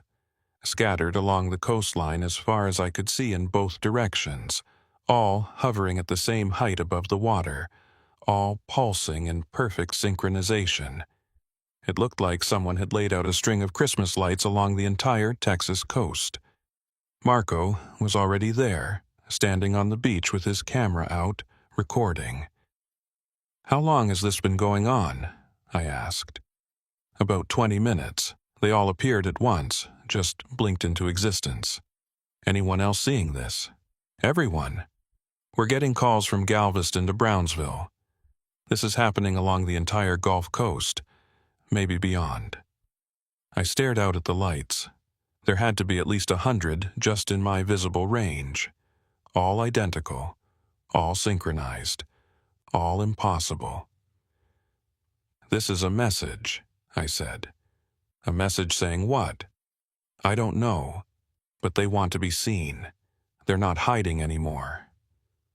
My phone started ringing. The station, then Marco's phone, then my radio. Everyone trying to report what they were seeing. Everyone asking for instructions. What do you tell people when reality stops making sense? We spent the next hour trying to coordinate responses, getting Coast Guard boats in the water, alerting the Navy base at Corpus Christi, calling emergency services to prepare for what, exactly? The lights just hovered. Didn't move, didn't approach shore, didn't do anything threatening, just existed, pulsing, waiting. Around 4:30 a.m., they started to change. The pulsing synchronized across all the lights. Then they began to pulse in sequences. Patterns, like a code. "Are you recording this?" I asked Marco. "Yeah, every second." The pattern repeated 3 times. Then the lights started to move. Not randomly, in formation. The entire string of lights along the coast began to shift, maintaining their spacing but moving in unison, heading north. We followed in our vehicles, paralleling them on the beach access road. Other patrols were doing the same. I could see their lights up and down the coast, dozens of vehicles tracking this impossible phenomenon. After about 10 miles, the lights stopped. They'd positioned themselves in a new configuration. Not a line anymore. More like a grid. Evenly spaced, covering maybe 5 square miles of ocean surface. And then they started to descend, slowly, deliberately, sinking toward the water. When they touched the surface, there was no splash, no disturbance. They just slipped beneath the waves and kept glowing, now visible as blue lights under the water. Within minutes, they'd all submerged. The entire grid of lights now underwater, still visible, still pulsing, arranged in that same perfect pattern. "What are they doing?" Marco whispered. I didn't answer, couldn't answer, because I had no idea. We watched for another hour. The lights stayed submerged, maintaining their formation. Then, just as the sun started to rise, they went out. All of them. Simultaneously. Just gone. The Gulf was empty again. Dark. Normal. Except nothing was normal anymore. The reports came flooding in over the next few days. Satellite imagery showed the lights from space. Weather services had tracked them on radar. Military installations had detected them on sonar. This wasn't something that could be ignored or explained away. Too many people had seen it. Too much documentation existed. The official response was carefully worded. Unidentified luminescent phenomenon, possibly biological in nature. Similar to bioluminescent algae blooms, but displaying unusual coherence. Further investigation required. It was bullshit, and everyone knew it. Algae don't arrange themselves in perfect grids. Algae don't pulse in synchronized patterns. Algae don't descend in formation.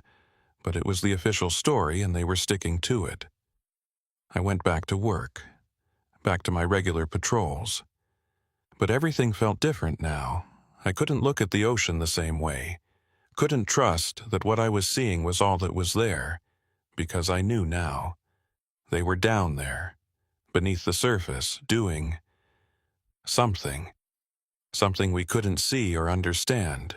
The marine life started acting strange after that night. Fish washing up on beaches. Not dead, just confused. swimming in circles in the shallows, dolphins staying close to shore, which was unusual. Seabirds congregating in massive flocks, sitting on the water, silent. Dr. Kimura called it a mass disorientation event. Said the animals were reacting to some kind of environmental change, but when pressed for specifics, she couldn't provide any. Because the water wasn't changing, not chemically, not in temperature or salinity or any measurable way. Whatever was affecting the animals wasn't physical, it was something else. I started having dreams, vivid, detailed, always the same.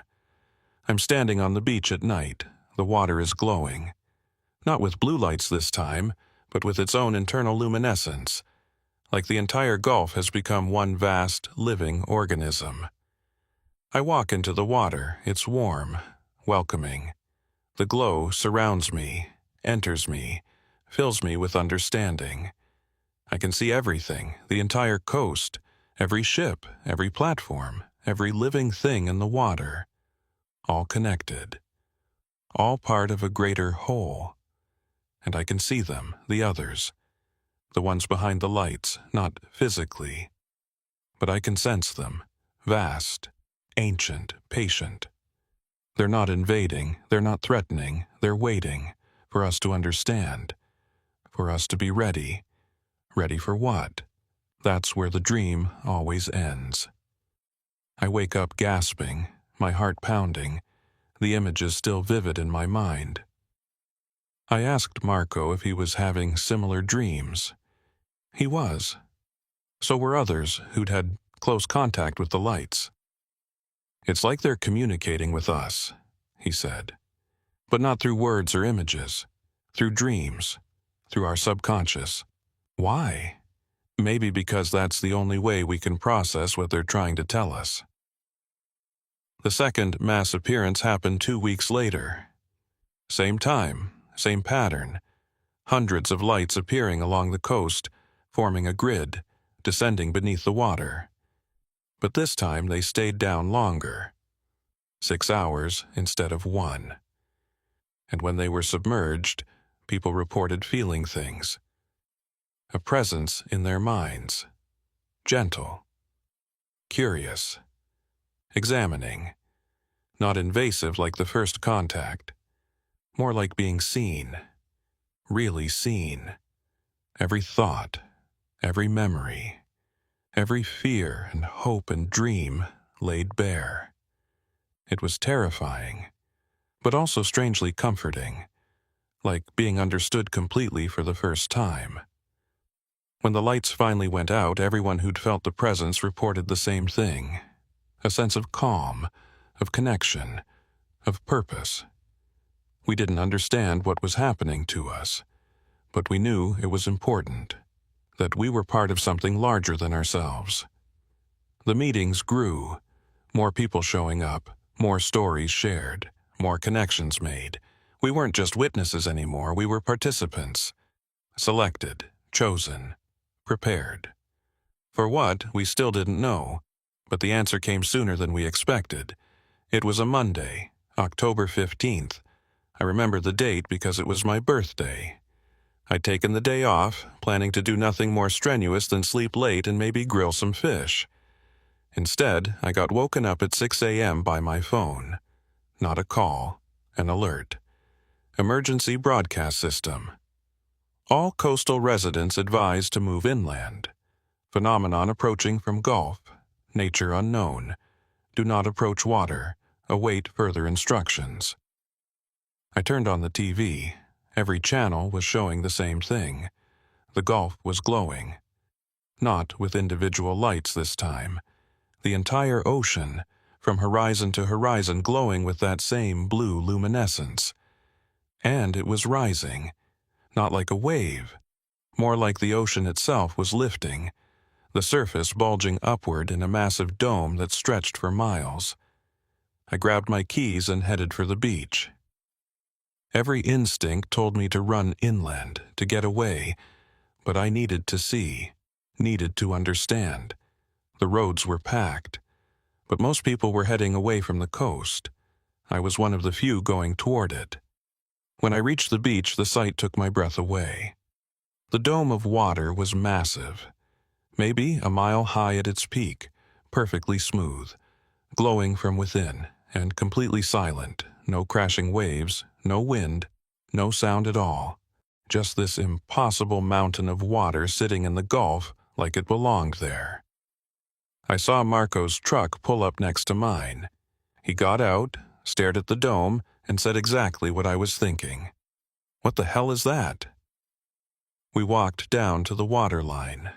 The ocean had receded. The water pulled back to form the dome. The beach extended much farther than normal, exposing sand that was usually underwater. Other people started arriving. Not running away, running toward. The same people from our meetings, the ones who'd seen the lights, who'd felt the presence. We all stood together on the beach, watching the dome. And then it spoke, not with words, not with sound, but we all heard it, felt it, a message direct to our minds. We are not your enemy. We are not invaders. We have been here for a very long time. We have watched. We have waited. Now it is time. Time for what? Someone thought.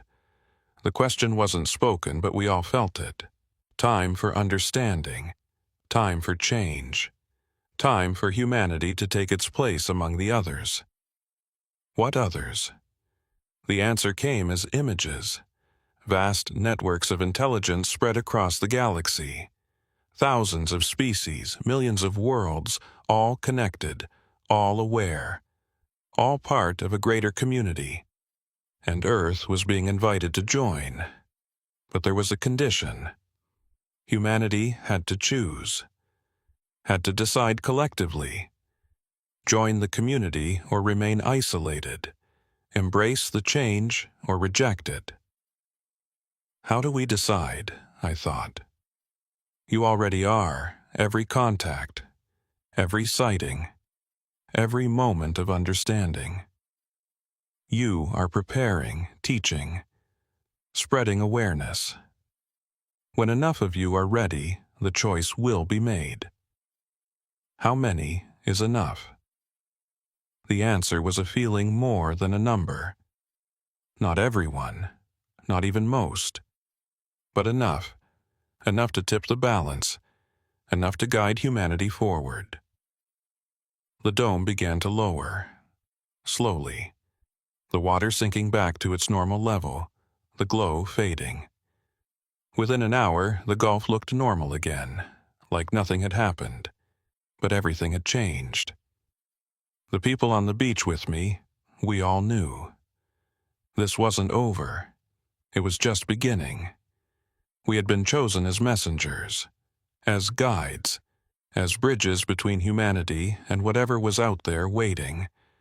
The question was, would humanity listen?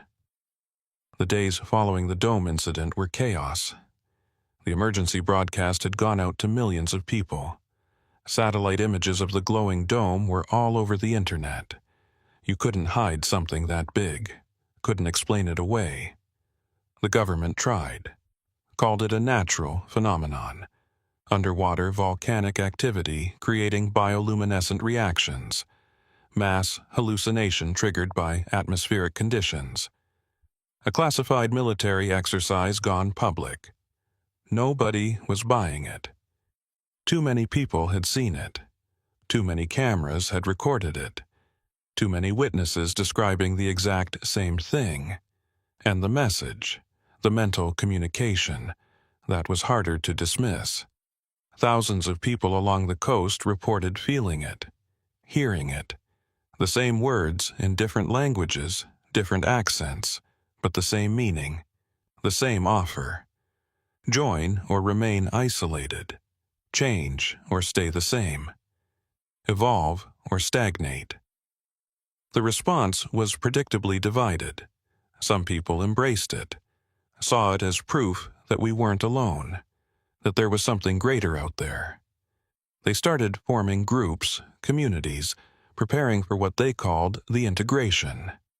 Others rejected it completely, called it mass delusion, government conspiracy, religious deception. They dug in, refused to acknowledge what had happened, insisted on maintaining the old worldview no matter how much evidence contradicted it.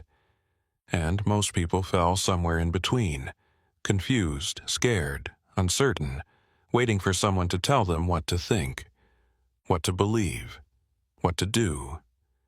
That's where people like me came in. The messengers, the bridges, the ones who'd been contacted directly. We started speaking publicly, sharing our experiences, not trying to convince anyone, just offering our stories, showing people that we were normal, rational, not crazy or delusional. I gave interviews, did podcast appearances, wrote articles for anyone who would publish them. Always the same message. This is real, this happened, and it's going to keep happening whether we acknowledge it or not. The response was mixed. Some people were grateful, said our stories helped them make sense of their own experiences, gave them context for things they'd seen or felt. Others were hostile, accused us of being part of a conspiracy, of spreading propaganda, of trying to undermine humanity. Death threats came in, lots of them. People who saw any acknowledgement of non-human intelligence as a betrayal of humanity itself. But we kept going, because the alternative was letting fear and ignorance dictate humanity's response to the most important moment in our history. The lights kept appearing, not every night, but regularly, always in different configurations, always displaying new patterns. We started to recognize them as communication attempts. Not language exactly, but information transfer, concepts encoded in light and movement. Dr. Kimura worked with a team of mathematicians and linguists trying to decode the patterns.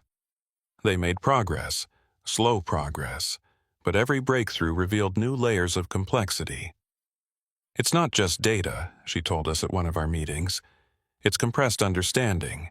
Each pattern contains multiple layers of meaning, mathematical principles, scientific concepts, historical information, cultural markers, all woven together.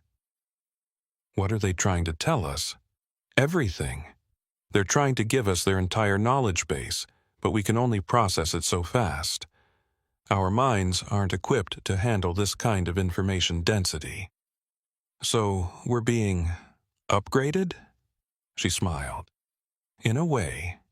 Every exposure to the lights, every contact, it changes our neural pathways, makes us more capable of processing complex information, more intuitive, more connected. Is that safe? I don't know, but I don't think we have a choice. The change is already happening. She was right. I could feel it in myself, in others who'd had multiple contacts.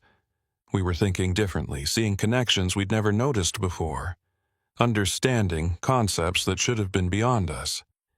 It wasn't like becoming smarter. It was like removing filters we didn't know existed.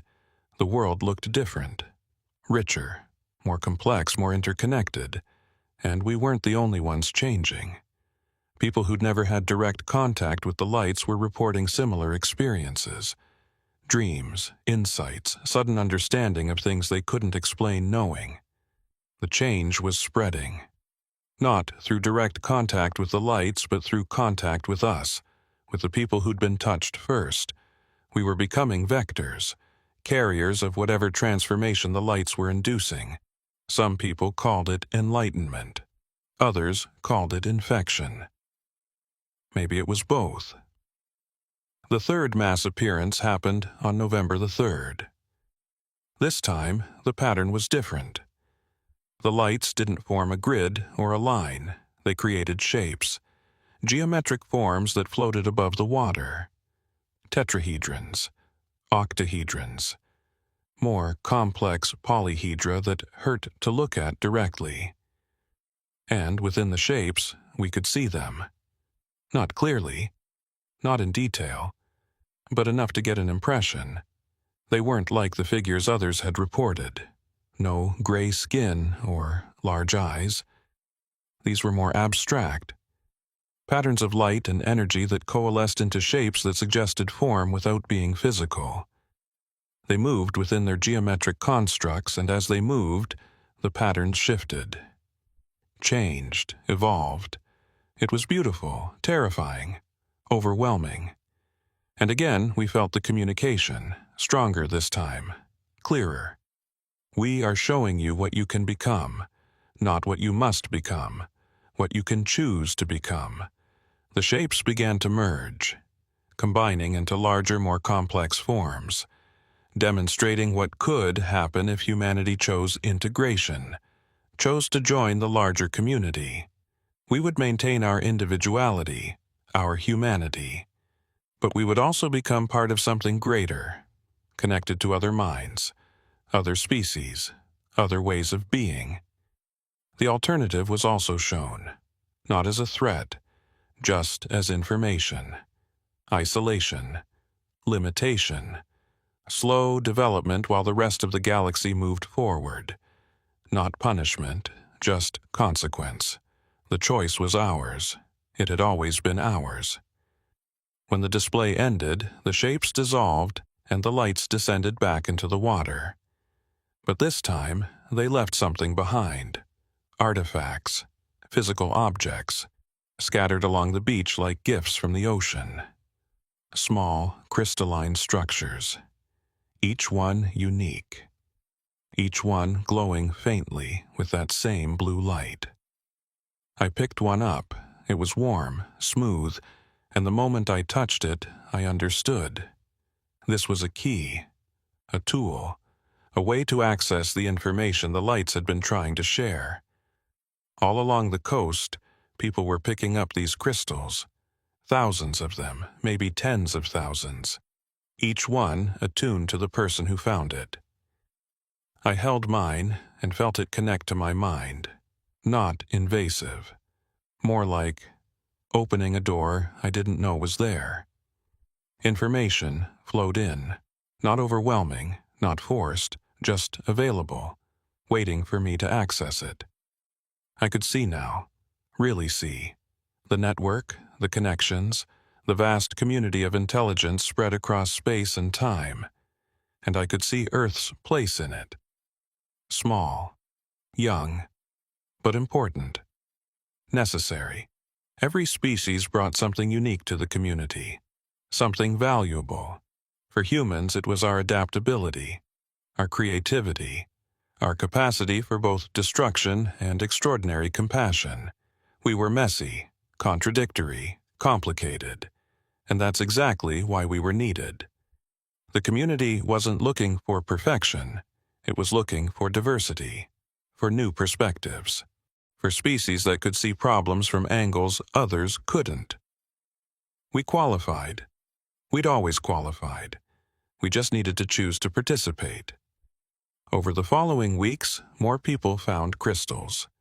More people connected to the network. More people began to understand.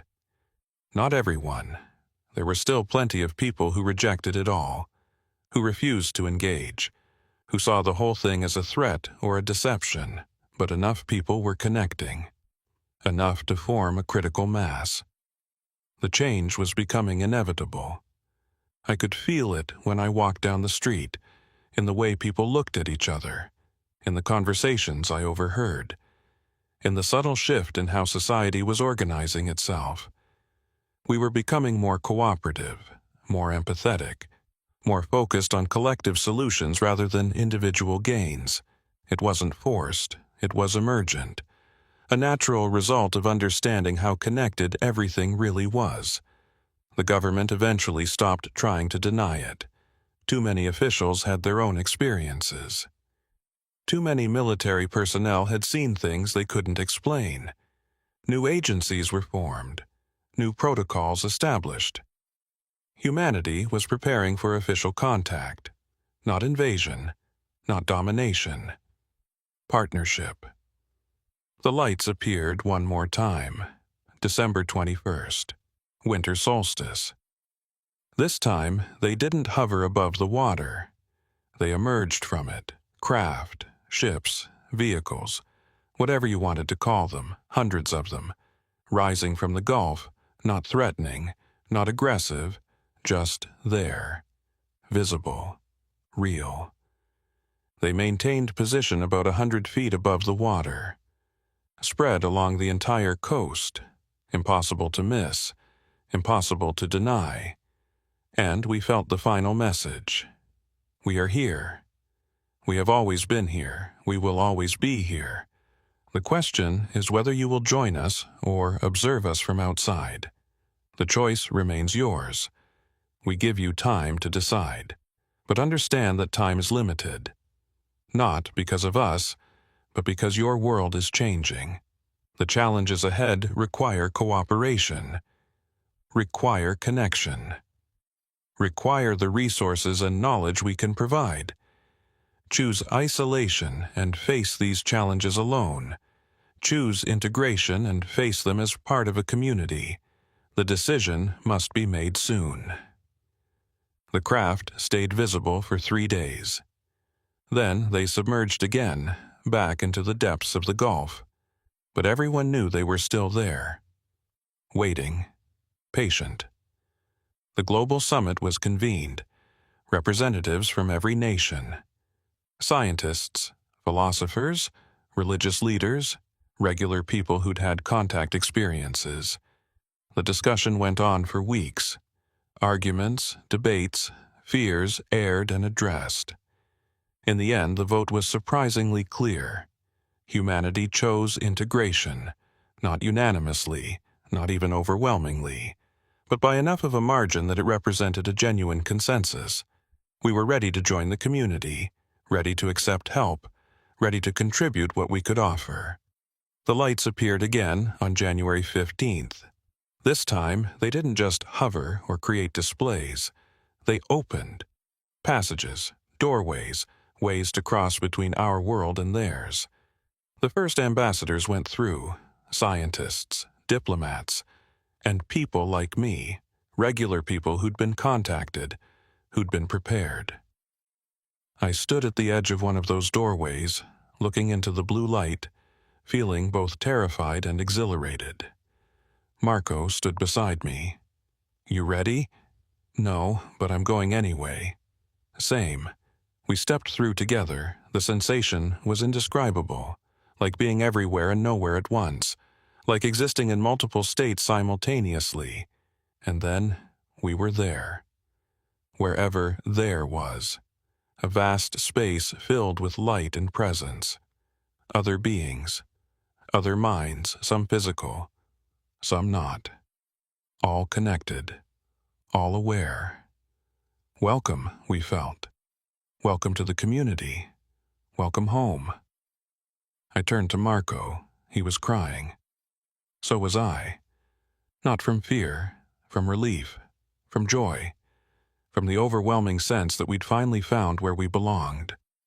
We weren't alone. We'd never been alone. And now, finally, we understood. The shadowless glow hadn't been a warning or a threat. It had been an invitation, a hand extended in friendship from others who'd traveled this path before us. All we'd had to do was choose to take it. I spent 6 months on the other side, learning, growing, understanding. When I returned to Earth, everything looked different. Not because Earth had changed, but because I had.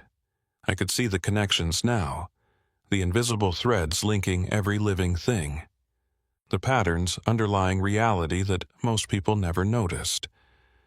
And I could see the work ahead, the challenges humanity still faced, the growth still required. But I also saw the potential, what we could become, what we were already becoming.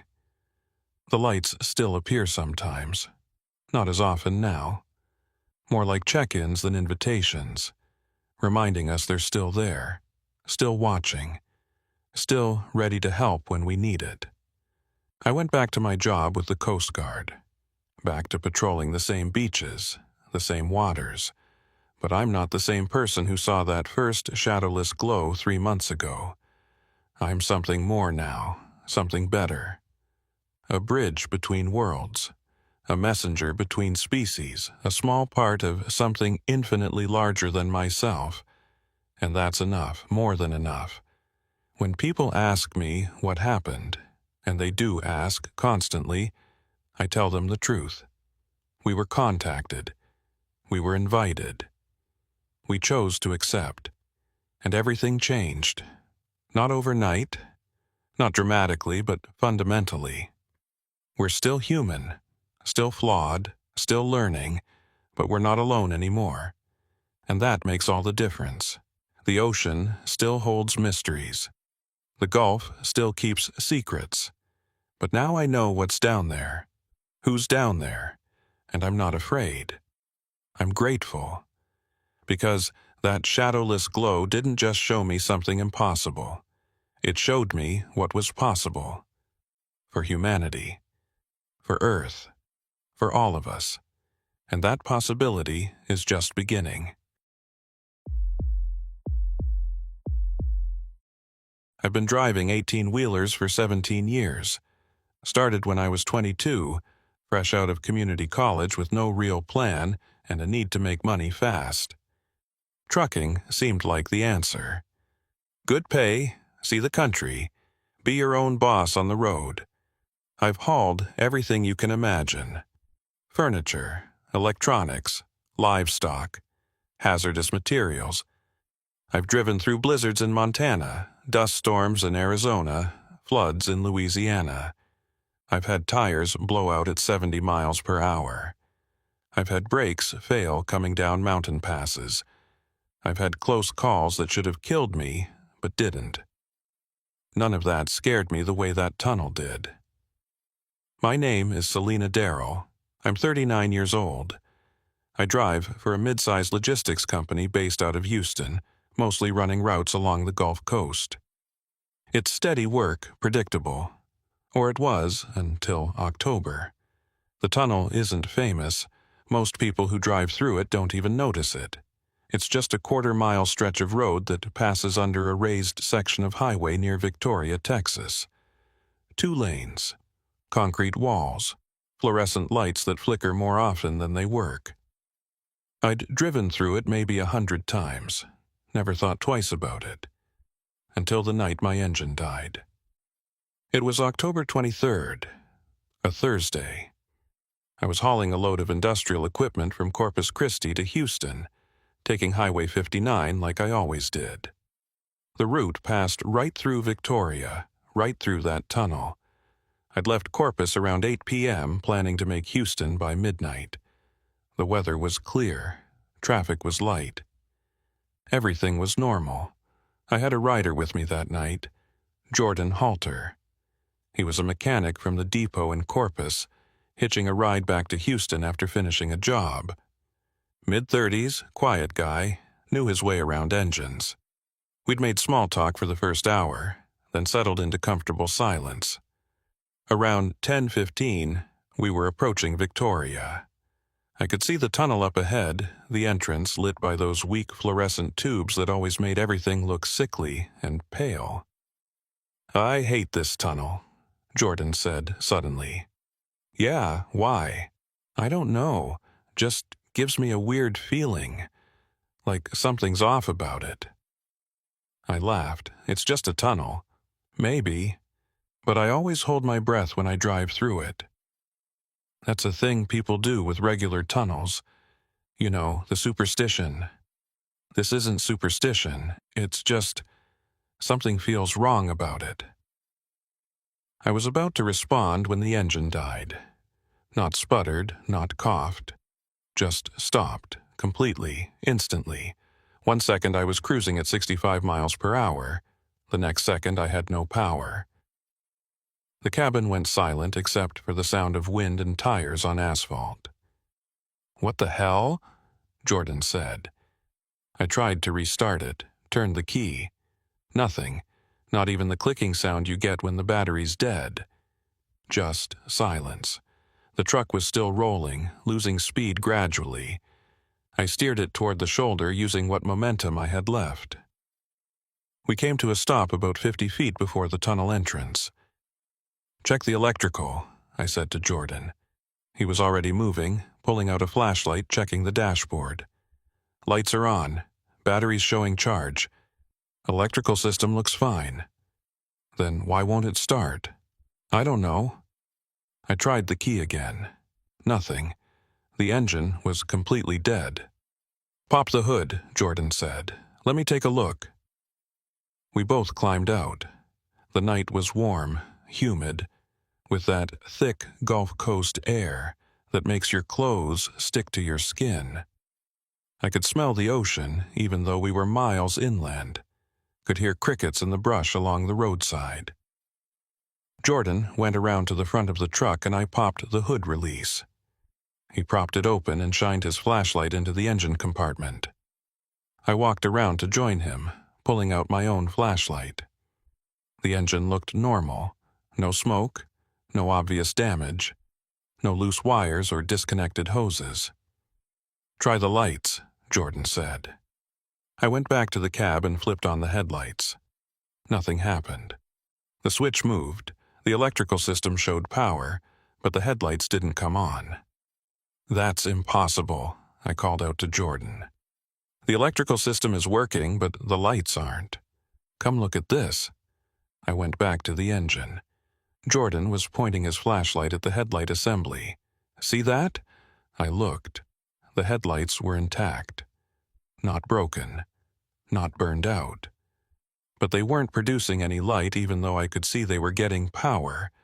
There was a faint glow inside the bulb housing, like electricity was flowing, but the light just wasn't coming out. "How is that possible?" I asked. "It's not. Light doesn't work that way. If the filament's getting power, it should produce light." We stood there staring at it for a moment. Then Jordan turned and looked toward the tunnel. "Selena, look." I followed his gaze. The tunnel entrance was about 50 feet ahead of us. But something was wrong with it. The fluorescent lights inside the tunnel, the ones that were always flickering and weak, were completely dark. Not flickering, not dim, just off. "Power outage?" I suggested. "Maybe. But look at the lights on the highway above it." I looked up. The elevated highway that the tunnel passed under was clearly visible, and the streetlights along it were all working fine, bright, normal. "So just the tunnel lights are out," I said. "Yeah, just the tunnel." We stood there in silence. A car passed us, heading toward the tunnel. I watched it approach the entrance, expecting to see its headlights illuminate the dark interior. But as the car entered the tunnel, its headlights went out. Just like that. 1 second they were on, bright and normal. The next second, dark. The car continued through the tunnel in complete darkness. I could barely make out its shape as it moved through. And then when it emerged on the other side, its headlights came back on. "Did you see that?" Jordan whispered. "Yeah. That's not possible." "I know." Another car approached from the opposite direction, entering the tunnel from the far side. Same thing. Headlights on, then off as soon as it entered the tunnel, then back on when it exited. "Something's wrong with that tunnel," I said. "We need to call this in, get highway patrol out here." I pulled out my phone. No signal. I walked a few steps in different directions, trying to find reception. Nothing, not even one bar. "You got signal?" I asked Jordan. He checked his phone. "No, nothing." "That's weird. I had full signal 20 minutes ago." We both looked at the tunnel again. It sat there in the darkness, a black rectangle cut into the elevated highway above it. Waiting. "I don't want to go through there," Jordan said quietly. "Me neither, but we need to get the truck running. I'm telling you, there's nothing mechanically wrong. I checked everything. The engine should start." I went back to the cab and tried the ignition again. Nothing. The key turned, the electrical system showed normal, but the engine remained dead. "Try pushing us backward," Jordan suggested. "Get some distance from the tunnel." It was worth a shot. I put the truck in neutral while Jordan went to the front and pushed. The truck started to roll backward slowly. We got maybe 10 feet when the engine suddenly roared to life. Just like that. No sputtering, no hesitation, just instant power, like it had never stopped. I quickly put it in park and got out. "What did you do?" "Nothing. I was just pushing and it started." We both stared at the engine. It was running normally now, purring like nothing had happened. "Check the headlights," Jordan said. I reached in and flipped the switch. The headlights came on immediately. Bright, normal, working perfectly. "This doesn't make sense," I said. "No, it doesn't." We stood there trying to figure out what had happened. The logical part of my brain was searching for explanations. Temporary electrical fault, loose connection that fixed itself, something. But the other part of my brain, the part that listens to instinct, was screaming at me that something was very wrong. "We should go," I said. "Just turn around. Take a different route." "There is no different route, not without adding 3 hours to the trip." "I don't care. I'm not going through that tunnel." Jordan nodded, agreed. I was about to get back in the truck when I saw something that made me freeze. In the sky above the tunnel, there was a light. A single point of brightness, like a star, but too bright to be a star. Too low. "Jordan, look up." He followed my gaze. "What is that?" "I don't know." As we watched, the single point of light split into three. 3 separate lights, arranged in a triangle, hovering in the sky above the tunnel entrance. "Are those drones?" Jordan asked. "They're not moving like drones." The 3 lights held their triangular formation for maybe 10 seconds. Then they started to move, not randomly, in a pattern. They circled each other, maintaining perfect spacing, like they were connected by invisible rods. And then they merged back together, 3 lights becoming 1. Then the single light split again, this time into 4 points arranged in a square. "We need to record this," I said, pulling out my phone. I opened the camera app and started recording, pointing it at the lights. Through the phone screen I could see them clearly. The 4 points of light holding their square formation. And then something happened that I still can't explain. The lights pulsed, all of them simultaneously. A brief, intense flash of brightness, and my phone screen went completely white. Not like the camera had been overexposed, not like I was pointing it at something too bright, just white, pure white. Like someone had replaced my camera feed with a blank white image. I lowered the phone and looked at the sky with my own eyes. The lights were still there, still in their square formation, still clearly visible. But when I looked back at my phone screen, it was still showing nothing but white. "Jordan, check your phone." He pulled out his phone and opened the camera, pointed it at the lights. His screen showed the same thing, pure white, nothing else. "What the hell is happening?" he said. The lights began to move again. The square formation broke apart and reformed into a straight line. Then the line curved into an arc. Then the arc twisted into a spiral. They were drawing shapes in the sky, geometric patterns that seemed too precise, too perfect to be natural or man-made, and then all the lights merged back into a single point. The point grew brighter, brighter. So bright I had to shield my eyes. There was a sound. Not loud, but deep. A bass frequency I felt in my chest more than heard with my ears. Like standing too close to a massive subwoofer. The light pulsed one more time, and then it was gone. Just gone. The sky was dark again. Empty. Normal. Jordan and I stood there in silence. My heart was pounding. My hands were shaking. "Did that just happen?" he asked quietly. "Yeah." "What was it?" "I don't know." I checked my phone. The camera was still open, but the screen was back to normal now. I opened the gallery to look at the video I'd recorded. The file was there, 37 seconds long. I hit play. The first few seconds showed the tunnel and the sky above it. Normal footage. Then, at the 6-second mark, when the lights had pulsed, the entire screen went white. Pure white. No shapes, no shadows, no variation, just white. And it stayed white for the remaining 31 seconds of the video, even though I knew I'd been recording the entire time the lights were moving and changing formation. "Look at mine," Jordan said. His video showed the exact same thing. A few seconds of normal footage, then complete white for the rest of the recording. "The lights didn't want to be recorded," I said. "Lights don't have wants. Lights are just electromagnetic radiation." "Then, how do you explain this?" He didn't have an answer. I looked back at the tunnel. It was still dark inside, still wrong. And I knew, absolutely knew, that whatever those lights were, they were connected to the tunnel, connected to what had happened to my truck.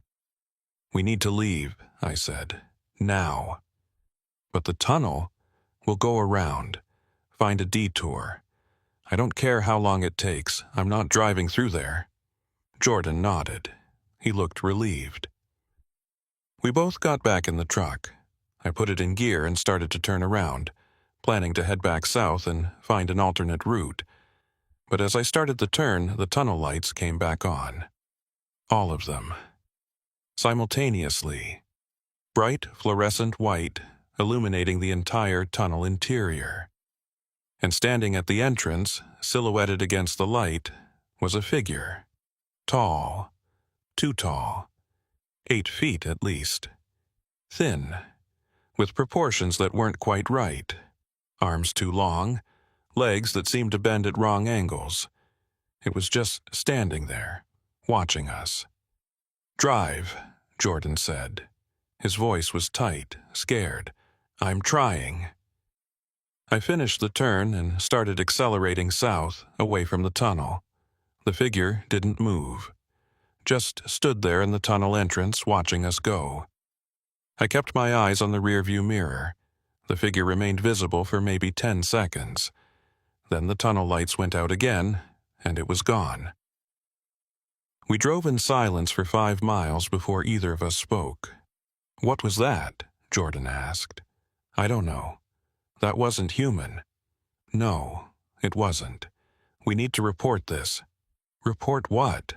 That we saw lights in the sky and a tall figure in a tunnel? They'll think we're crazy." "But the video shows nothing but white. That's not evidence. That's a camera malfunction." Jordan was quiet for a moment. "So we just forget about it?" "I didn't say that, but we need to think about this. Figure out what actually happened before we start telling people." We found an alternate route that added 2 hours to the drive. I didn't care. I would have added 10 hours if it meant not going back to that tunnel. We made it to Houston around 2 a.m. I dropped Jordan off at the depot and continued to my delivery location. Unloaded. Got the paperwork signed. Everything routine. But I couldn't stop thinking about what we'd seen. The engine dying. The headlights that wouldn't work even though they had power. The tunnel that killed every light that entered it. The geometric formations in the sky.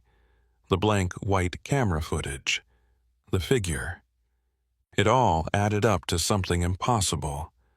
Something that didn't fit into the world I thought I understood. I tried to sleep after the delivery, but couldn't. Every time I closed my eyes, I saw that figure silhouetted in the tunnel entrance. Too tall. Too thin. Wrong. Around noon, Jordan called me. "You okay?" he asked. "Not really. You?" "Same. I keep thinking about it. About what we saw." "Me too. I did some research. Found some stuff you should see." "What kind of stuff?" "Reports. Other people who've had experiences at that tunnel, or near it. How many reports? A lot. Going back years. My stomach dropped. Send them to me. He sent a link to a folder of documents, news articles, forum posts, social media threads, all about strange experiences near Victoria, Texas, near that tunnel. I spent the next 6 hours reading through them.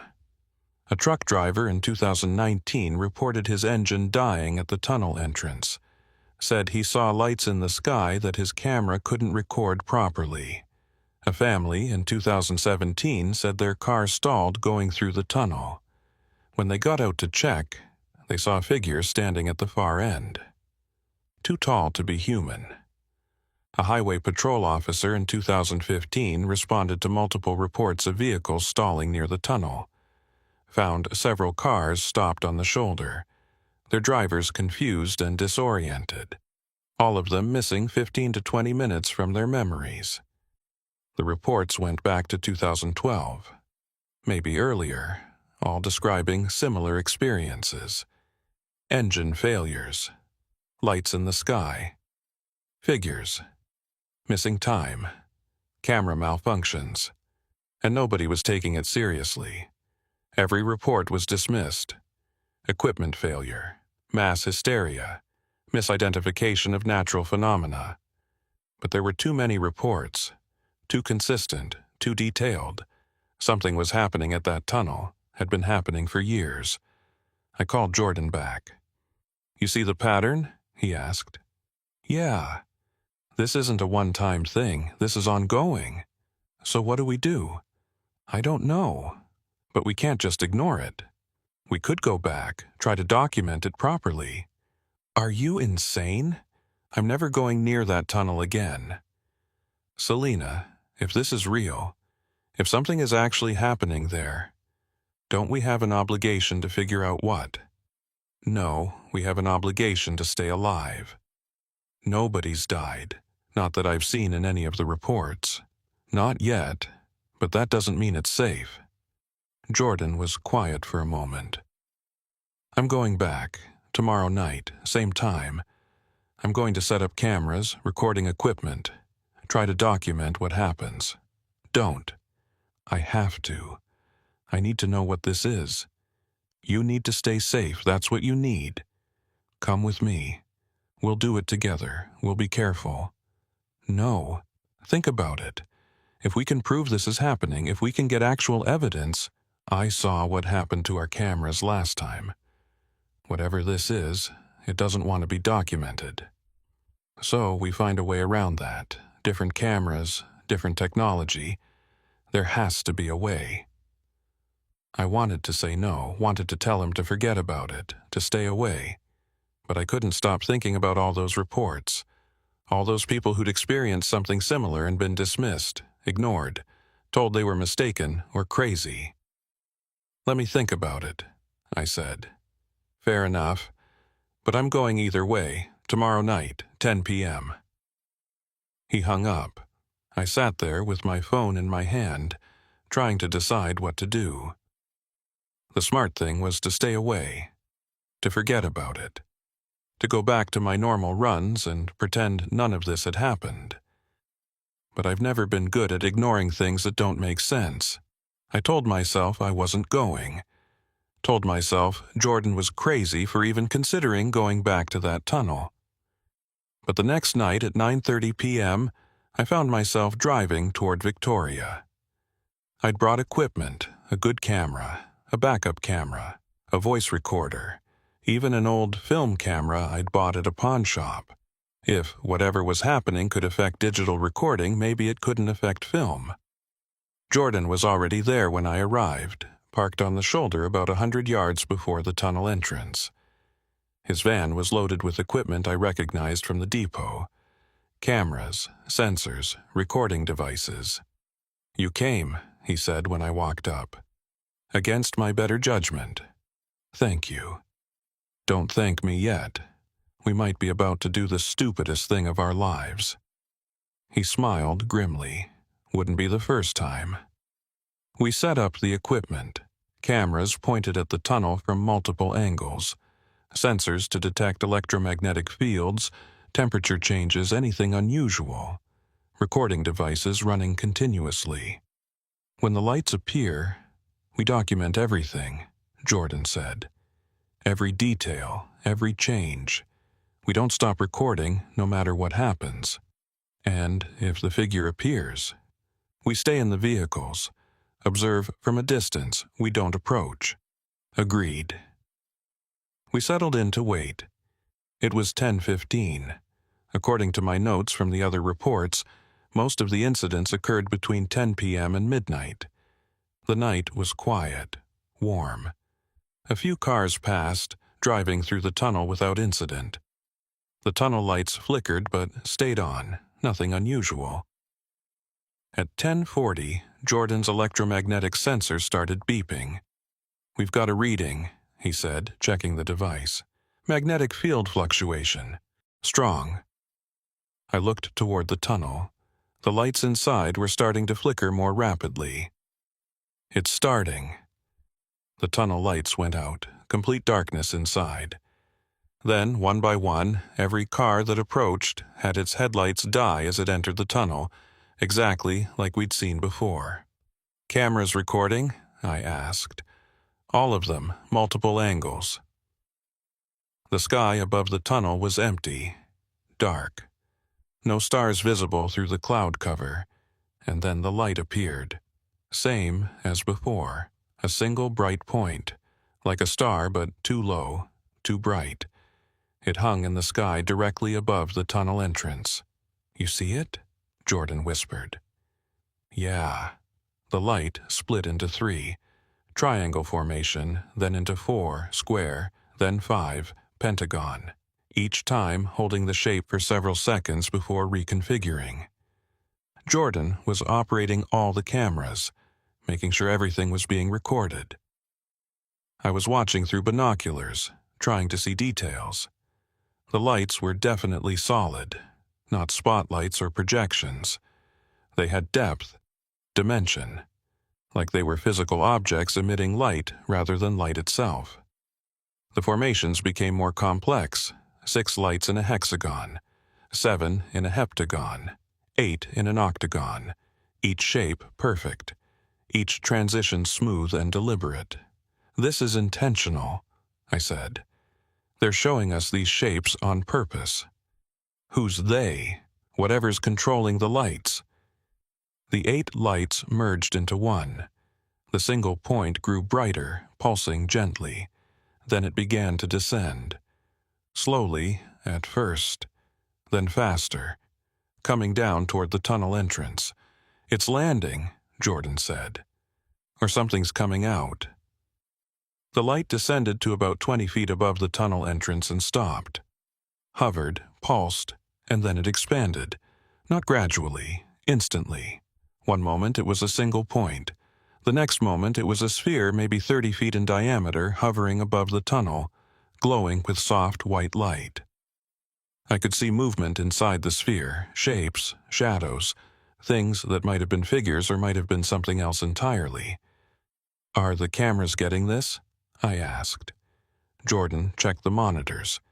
His face went pale. "They're showing white again, all of them, just white. The film camera? I don't know. We won't know until we develop it." The sphere began to pulse in a rhythm. Slow, steady, like a heartbeat. Each pulse sent out a wave of light that I could see ripple through the air. With each pulse I felt something. A pressure in my head. Not painful, but present. Like something was trying to communicate. "You feel that?" I asked Jordan. "Yeah, like something pushing against my thoughts." "Don't resist it. Let's see what happens." The next pulse came and I relaxed, let the pressure in. Images flooded my mind. Not clear like photographs, more like impressions. Feelings, concepts. I saw the tunnel from above, saw the roads connecting to it, saw the pattern of traffic flowing through, saw it like a network. A web. a connection point. The tunnel wasn't just a tunnel, it was something else. A marker, a threshold, a place where something could cross from one side to another. The images shifted. I saw other places, other tunnels, other threshold points scattered across the region, all connected, all part of a larger network. And I saw what used in the network. Beings, intelligences, not human, using these points to move between their space and ours. The tunnel wasn't random, it had been chosen, prepared, marked as a crossing point. The images faded, and I gasped, the pressure in my head releasing. Jordan was breathing hard beside me. "Did you see that?" "Yeah, the tunnel is a doorway. A doorway to what? I don't know. But they're using it. They have been for years." The sphere above the tunnel began to descend further. It came down until it was touching the ground right at the tunnel entrance. And then it opened, not like a door, more like the sphere just ceased to exist in certain places, creating openings. 3 of them, each about 6 feet tall, and through the openings they came. Figures, like the one we'd seen silhouetted before.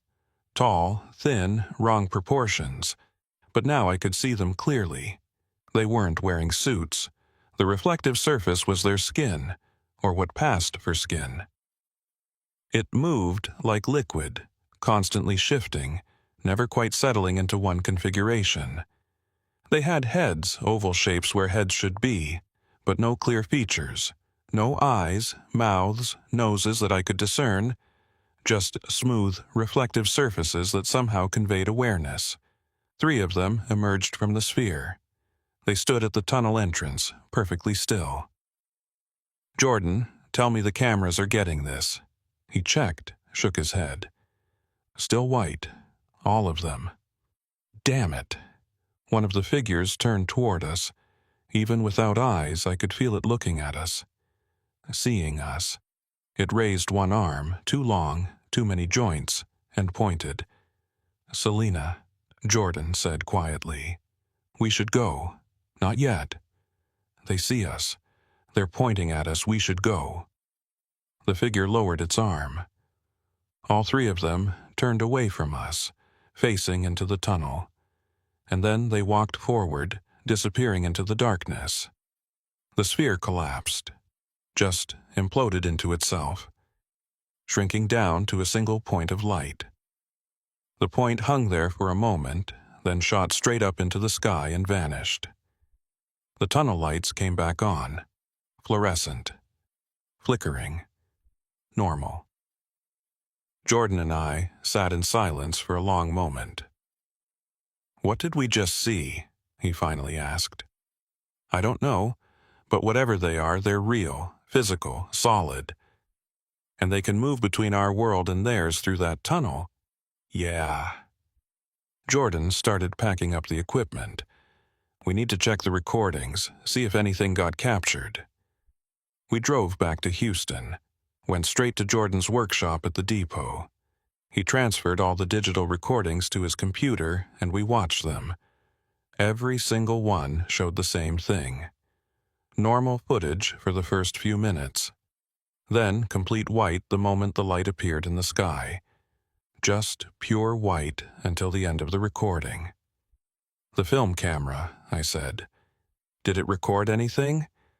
"I'll develop it tonight. We'll know tomorrow." I went home, tried to sleep. Couldn't. Every time I closed my eyes, I saw those figures, their impossible proportions, their liquid skin, the way they'd pointed at us. Jordan called me at 6 a.m. "The film camera got it," he said. His voice was shaking. "Everything, every detail, the lights, the formations, the sphere, the figures. You're sure?" "I'm looking at the negatives right now. It's all here. We need to show someone. This is proof." "Who? Who's going to believe us? Who's going to take this seriously?" He had a point. Even with photographs, even with physical evidence, most people would dismiss it. Call it fake, photoshopped, a hoax. There are others, I said. People who've had experiences. People who've been documenting this stuff. We should reach out to them.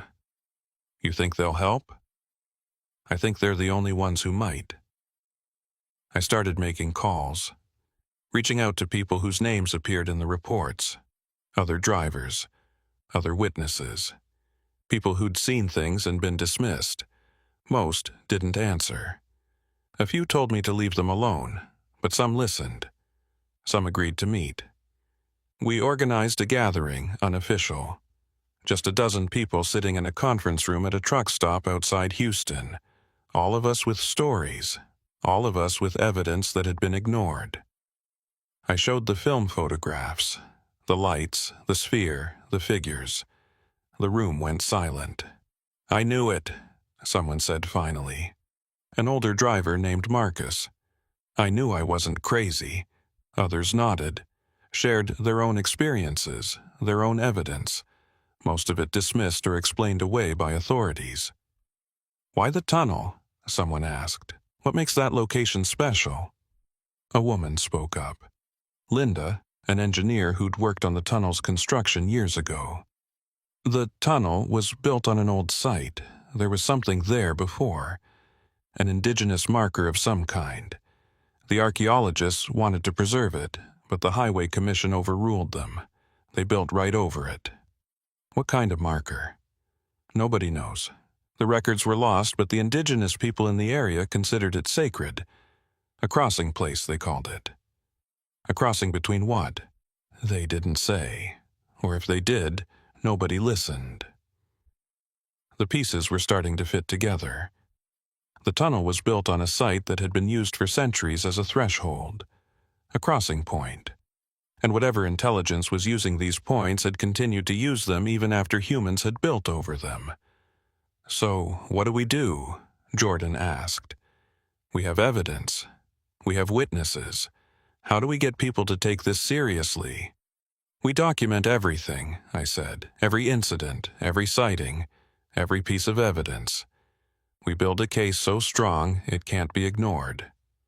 And if they still ignore it, then we go public, internet, social media. We make it impossible to dismiss. Over the next few weeks, we became a network. People sharing information, documenting experiences, collecting evidence. We learned that the tunnel wasn't unique. There were at least 15 other locations along the Gulf Coast where similar phenomena occurred. Bridges, overpasses, tunnels, all of them built on old sites, all of them experiencing strange incidents. Engine failures, technology malfunctions, lights in the sky, figures, missing time. The pattern was too consistent to be coincidence, too widespread to be isolated incidents. Something was using these locations, had been using them for a very long time, and whatever it was becoming more active. The sightings were increasing, more frequent, more visible, more direct. It was like they were preparing for something, or preparing us for something. I went back to the tunnel 3 more times over the next month. Each time, the phenomena occurred. Lights, sphere, figures emerging and disappearing into the tunnel, and each time the film camera captured it all. We had dozens of photographs now, clear images of things that shouldn't exist, but getting anyone in authority to look at them was impossible. We sent them to news organizations, government agencies, scientific institutions. Most ignored us. The few who responded dismissed the evidence as fraudulent or misidentified. It was frustrating, maddening. We had proof, and nobody would look at it. Until Agent Mendoza contacted us. She was from some government division I'd never heard of. Said they monitored unusual phenomena, said our evidence had caught their attention. She wanted to meet, to discuss what we'd seen, to examine our evidence. Jordan and I met her at a diner in Houston. She was professional, serious, and she actually listened. We showed her everything, the photographs, The witness statements, the pattern of incidents. She studied it all carefully. Then she said something that changed everything. "You're not wrong about any of it. There are intelligences using these crossing points. We've known about it for years." "Then why hasn't anyone done anything?" I asked. "Because they're not hostile. They're not invading. They're just using infrastructure that existed long before we arrived. We're the ones who built over their crossing points. They're just continuing to use them." "So the government knows about this?" "Certain divisions, certain people. But it's not public knowledge. Can't be. Most people aren't ready for it." "And when will they be ready?" "Soon. The activity is increasing because something is changing. The intelligences are preparing for more open contact, and they're using people like you as intermediaries, as bridges." "Why us?" "Because you've seen them, interacted with them, and you didn't panic. You tried to understand. That's exactly what they're looking for." She left us with contact information, said to call if we had more incidents, said we were doing important work. After she left, Jordan looked at me. "So we're part of First Contact now?" "I guess so." "How do you feel about that?" "Terrified and excited and completely out of my depth." "Same." The contact events at the tunnel continued. We documented them all, built an archive of evidence that grew larger every week. But something was different now. The figures were staying longer, lingering at the tunnel entrance instead of immediately disappearing inside. It was like they were waiting for something, or someone. I found out what they were waiting for on November 12th. Jordan and I were at the tunnel. Same time, same setup. The lights had appeared, the sphere had descended, and 3 figures had emerged. But this time, instead of entering the tunnel, they turned toward us. All 3 of them standing at the tunnel entrance, perfectly still, watching us. "Selena," Jordan said quietly, "what do we do?" "I don't know." One of the figures raised its arm, pointed at me. Not threatening, just indicating. I felt the pressure in my head again, stronger this time, more focused. Images came, not random this time, specific, intentional. I saw myself, saw Jordan, saw all the others who'd been documenting the phenomena. Saw us as part of a larger network of people being contacted, being prepared. I saw what they wanted from us. Not subservience, not worship, just understanding. Just willingness to acknowledge that we weren't alone, that we shared the universe with others. And I saw what they were offering in return.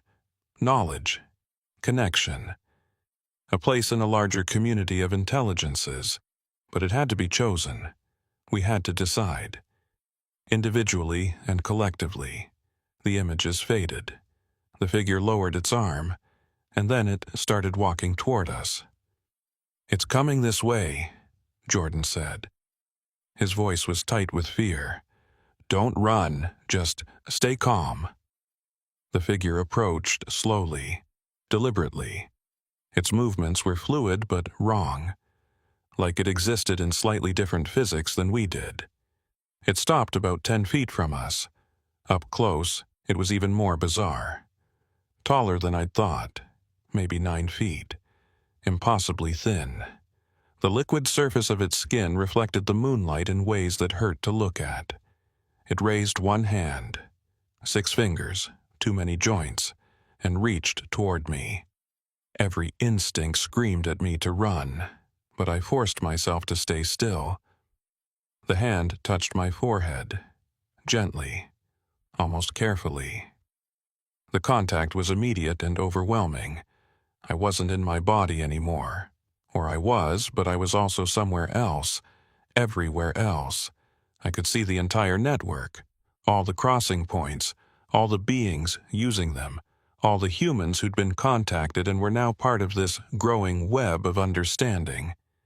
I could feel their purpose, not invasion, not conquest, just exploration, research, the same curiosity that drove human scientists and explorers, but on a cosmic scale. They'd been watching Earth for thousands of years, watching us evolve, develop, struggle, and grow.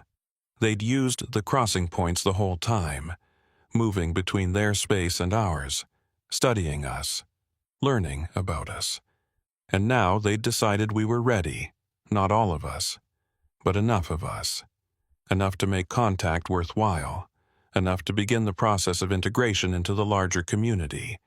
But it had to be voluntary. We had to choose it. Because forced contact, forced integration, always failed. It had to grow organically from understanding and acceptance. That's why they were showing themselves to specific people, people who could handle it, people who would document it, people who would help others understand when the time came.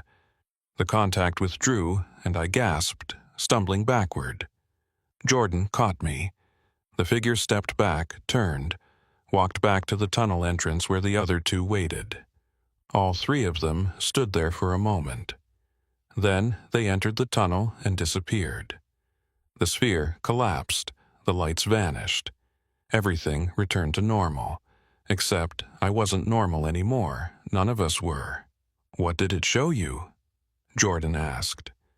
"Everything, the whole picture. Why they're here, what they want." "What do they want?" "Us. They want us to join them, but only if we choose to." Over the next few weeks, more people were contacted. Not just at the tunnel, at all the crossing points along the coast.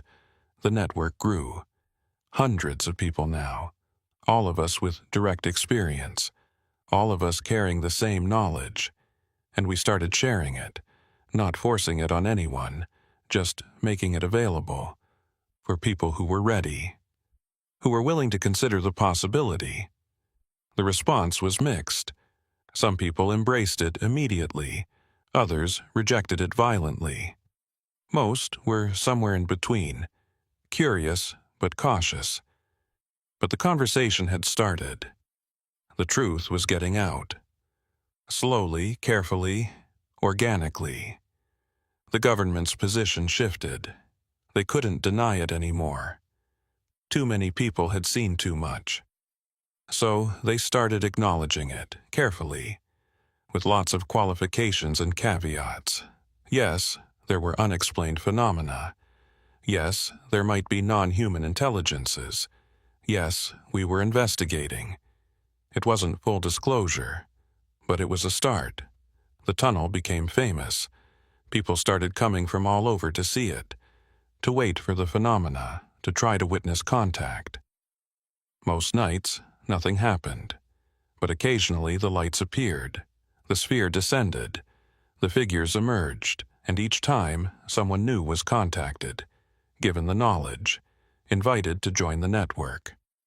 The process was accelerating, more crossing points becoming active, more beings showing themselves, more humans being contacted. It felt like we were building toward something, a critical mass, a tipping point. I asked Agent Mendoza about it when she called to check in. "How long until full contact?" I asked her. "We don't know. Months, maybe, a year. But it's coming. The activity levels make that clear. And when it happens, chaos, panic, celebration, denial, all of it at once. Humanity doesn't handle paradigm shifts well. So, how do we prepare people? You're already doing it. Keep documenting, keep sharing, keep being bridges. When the moment comes, people will need guides. They'll need people who aren't afraid, who understand what's happening. I'm terrified. Good.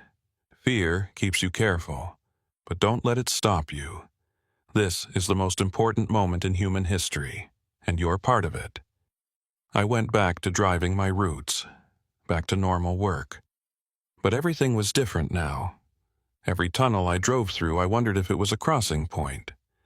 Every strange light I saw in the sky made me stop and watch. Every unexplained engine problem made me consider possibilities beyond mechanical failure. The world was bigger than I'd thought, more complex, more connected, and I was part of that complexity, part of that connection. Jordan kept monitoring the tunnel, kept documenting every event, built an enormous archive of evidence that anyone could access. Some people called him crazy, some called him a hero. Most just didn't know what to make of him. But the evidence kept mounting. The sightings kept increasing. The network kept growing. Last week, I drove through the tunnel again. First time in months. My engine didn't die, the lights stayed on, nothing unusual happened, but as I emerged on the other side, I looked in my rearview mirror and saw something. A figure, standing at the tunnel entrance, watching me drive away. Not threatening, not following, just observing. I waved. I don't know why. It just felt right.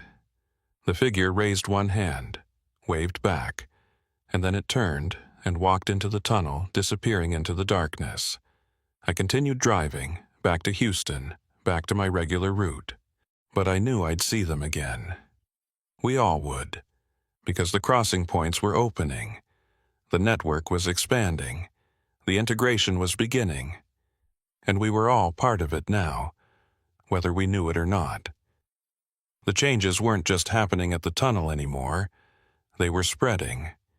3 days after that encounter, I started noticing things I'd never noticed before.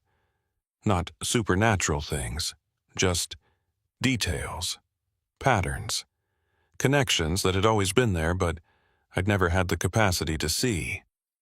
When I looked at traffic, I could predict flow patterns with uncanny accuracy. When I talked to people, I could sense their emotional states with precision I'd never had before. When I worked on my truck, I understood the systems at a deeper level, seeing how every component connected to every other component. Jordan experienced the same thing. Called me one night, excited and terrified in equal measure.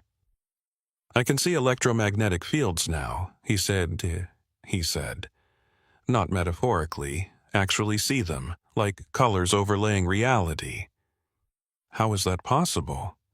The contact.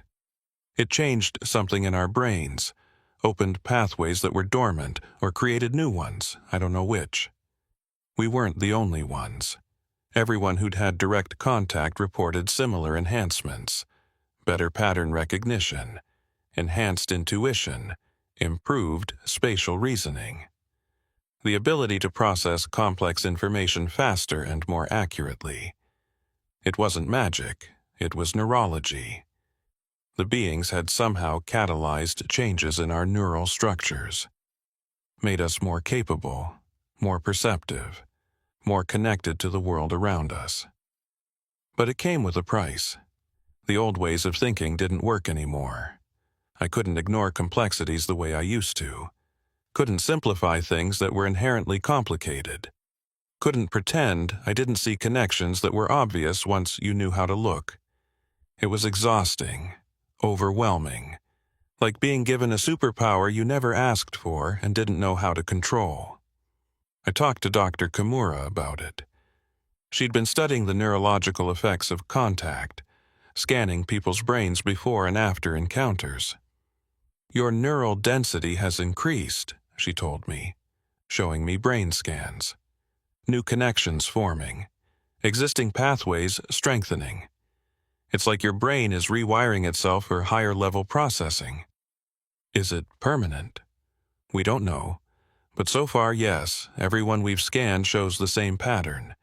Enhanced connectivity, increased processing capacity. It's remarkable. Or terrifying. Both. Definitely both. The network kept growing. Not just people who'd had direct contact, but people connected to them. Family members, friends, colleagues. The changes seemed to spread through social contact, though more subtly. It was like a cognitive upgrade propagating through the population. Slow. Organic. But undeniable. The government's response evolved too. They couldn't contain it anymore, so they tried to manage it. Created new agencies, new protocols, new ways of interfacing with the phenomenon. Agent Mendoza became our primary liaison. She'd check in weekly, asking about new developments, sharing information when she could. "How many crossing points are active now?" I asked her during one call. 47 that we know of, just in Texas, hundreds globally. "And they're all showing increased activity?" "Yes. Whatever's happening, it's accelerating. The beings are preparing for something larger. We just don't know what yet." I found out 2 weeks later. Jordan called me at midnight, his voice shaking. "Get to the tunnel. Now. You need to see this." I made it there in 40 minutes. The scene was unlike anything I'd witnessed before. The tunnel wasn't just hosting a crossing. It was hosting hundreds of them, maybe thousands. The sphere above the tunnel entrance had expanded to massive proportions, maybe 100 feet in diameter, and from it, figures were emerging in a steady stream, dozens at a time, all different types, different sizes, different configurations. Some were like the tall, thin beings I'd seen before. Others were smaller, more compact. Some seemed to phase in and out of visibility. Others left trails of light as they moved. And they weren't just entering the tunnel. They were spreading out, moving into the surrounding area, exploring, observing, interacting with the environment. A crowd had gathered, maybe 200 people, all watching, some filming, some just standing in silent awe. Jordan was there with his equipment, but he wasn't using it, just watching with the rest of us. "How long has this been going on?" I asked. "About an hour. It started small, then just kept growing. They're not hiding anymore, Selena. This is open contact." One of the beings approached the crowd, tall, elegant in its movements. It stopped about 20 feet away and raised one hand. The gesture was clear. "Wait. Watch. Understand." And then the communication came, not to just me or Jordan, to everyone present. A massive, simultaneous contact that flooded hundreds of minds at once. The message was simple but profound. "We have been preparing you. Now we prepare everyone. The crossing points are opening fully. The barrier between our spaces is thinning. This is not invasion. This is integration. Two realities learning to coexist. Two communities learning to cooperate. Some of you are ready. Some are not. But the time for hiding is over. The time for secrecy has passed. Humanity must choose collectively now. Join the larger community or remain isolated. Evolve or stagnate. We prefer cooperation, but we will respect your choice either way. The decision must be made soon. Events beyond this world are accelerating. Changes that will affect all inhabited worlds. You can face them alone or face them with allies. Choose wisely. The contact withdrew. The crowd stood in stunned silence. Then someone started crying. Then someone else laughed. Then people started talking all at once, trying to process what they'd experienced. The beings continued their work, moving through the area, seemingly cataloging everything. Taking samples of soil, examining plants, studying structures. They worked with methodical efficiency, completely ignoring the human observers. Or not ignoring, just not engaging beyond the initial message. After about 3 hours, they began returning to the sphere. One by one, orderly, deliberate. When the last one had entered, the sphere collapsed and vanished. The tunnel returned to normal. The crowd began to disperse, everyone processing, everyone changed by what they'd witnessed. I stayed until dawn, sitting on the hood of my truck, watching the tunnel, thinking about what came next. The world had changed tonight, fundamentally, irrevocably. There was no going back to the old understanding, no pretending this wasn't real. The question was how humanity would respond. Over the following days, the footage from that night went viral. Hundreds of people had recorded it, posted it online, shared it everywhere.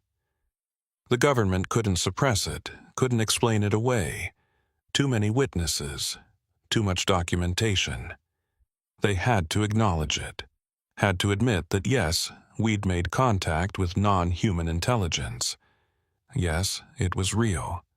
Yes, everything was about to change. The public response was chaotic, predictably so. Some people celebrated, saw it as humanity's graduation into a larger cosmic community, started preparing for integration with enthusiasm and hope. Others panicked, saw it as the end times, the apocalypse, proof that everything they'd believed was wrong. They retreated into denial and fear. Most fell somewhere in between. Confused, uncertain, waiting for leadership that didn't exist yet because nobody really knew how to lead humanity through first contact.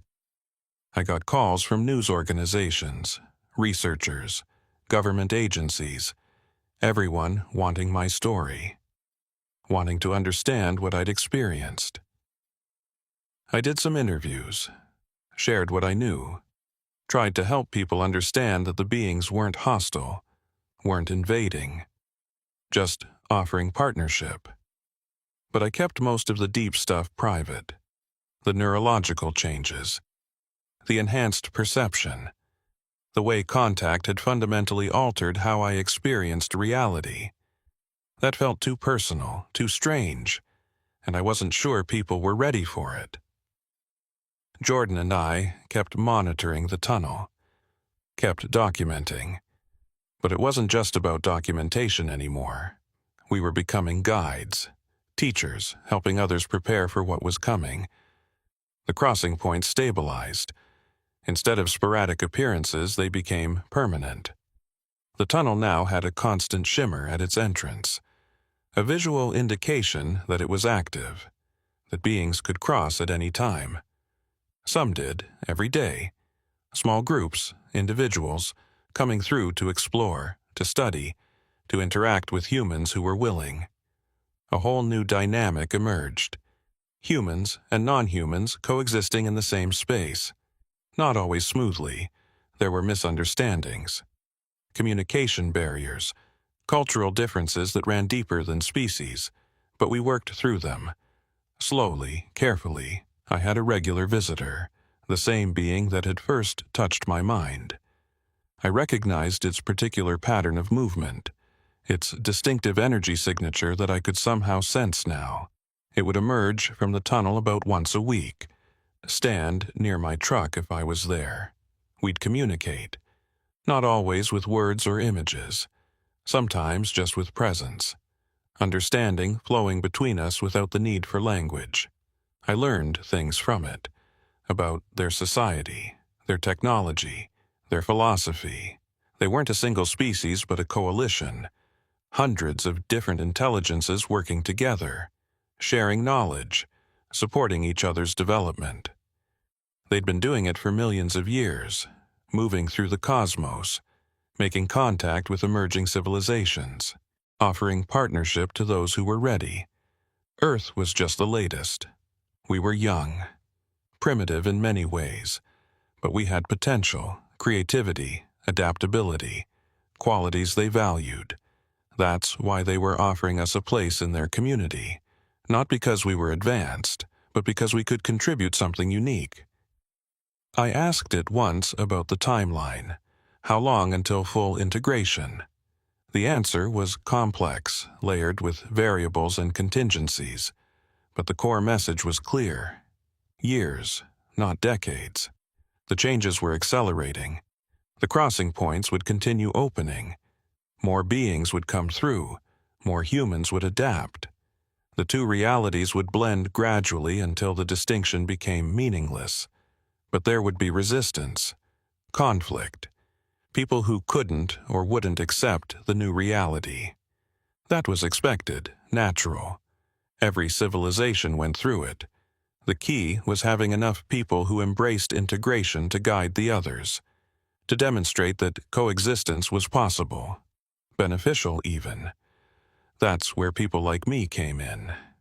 The early contactees, the bridges. We had to show the way forward. It was a responsibility I'd never wanted, but I accepted it because someone had to. Because the alternative, letting fear and ignorance guide humanity's response, was unacceptable. 6 months after the mass emergence at the tunnel, I was invited to something unprecedented. A summit. Humans and non-humans meeting officially. Not secretly, not in some hidden facility, but publicly. In Houston, at a convention center. Representatives from multiple species attended, hundreds of them, along with thousands of humans. Government officials, scientists, civilians who'd had contact experiences. The purpose was simple. Establish formal relations. Create protocols for interaction. Begin the process of true integration. I attended as a witness representative.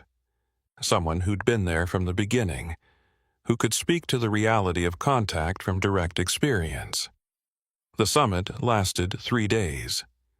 3 days of communication, negotiation, learning, establishing common ground between radically different forms of intelligence.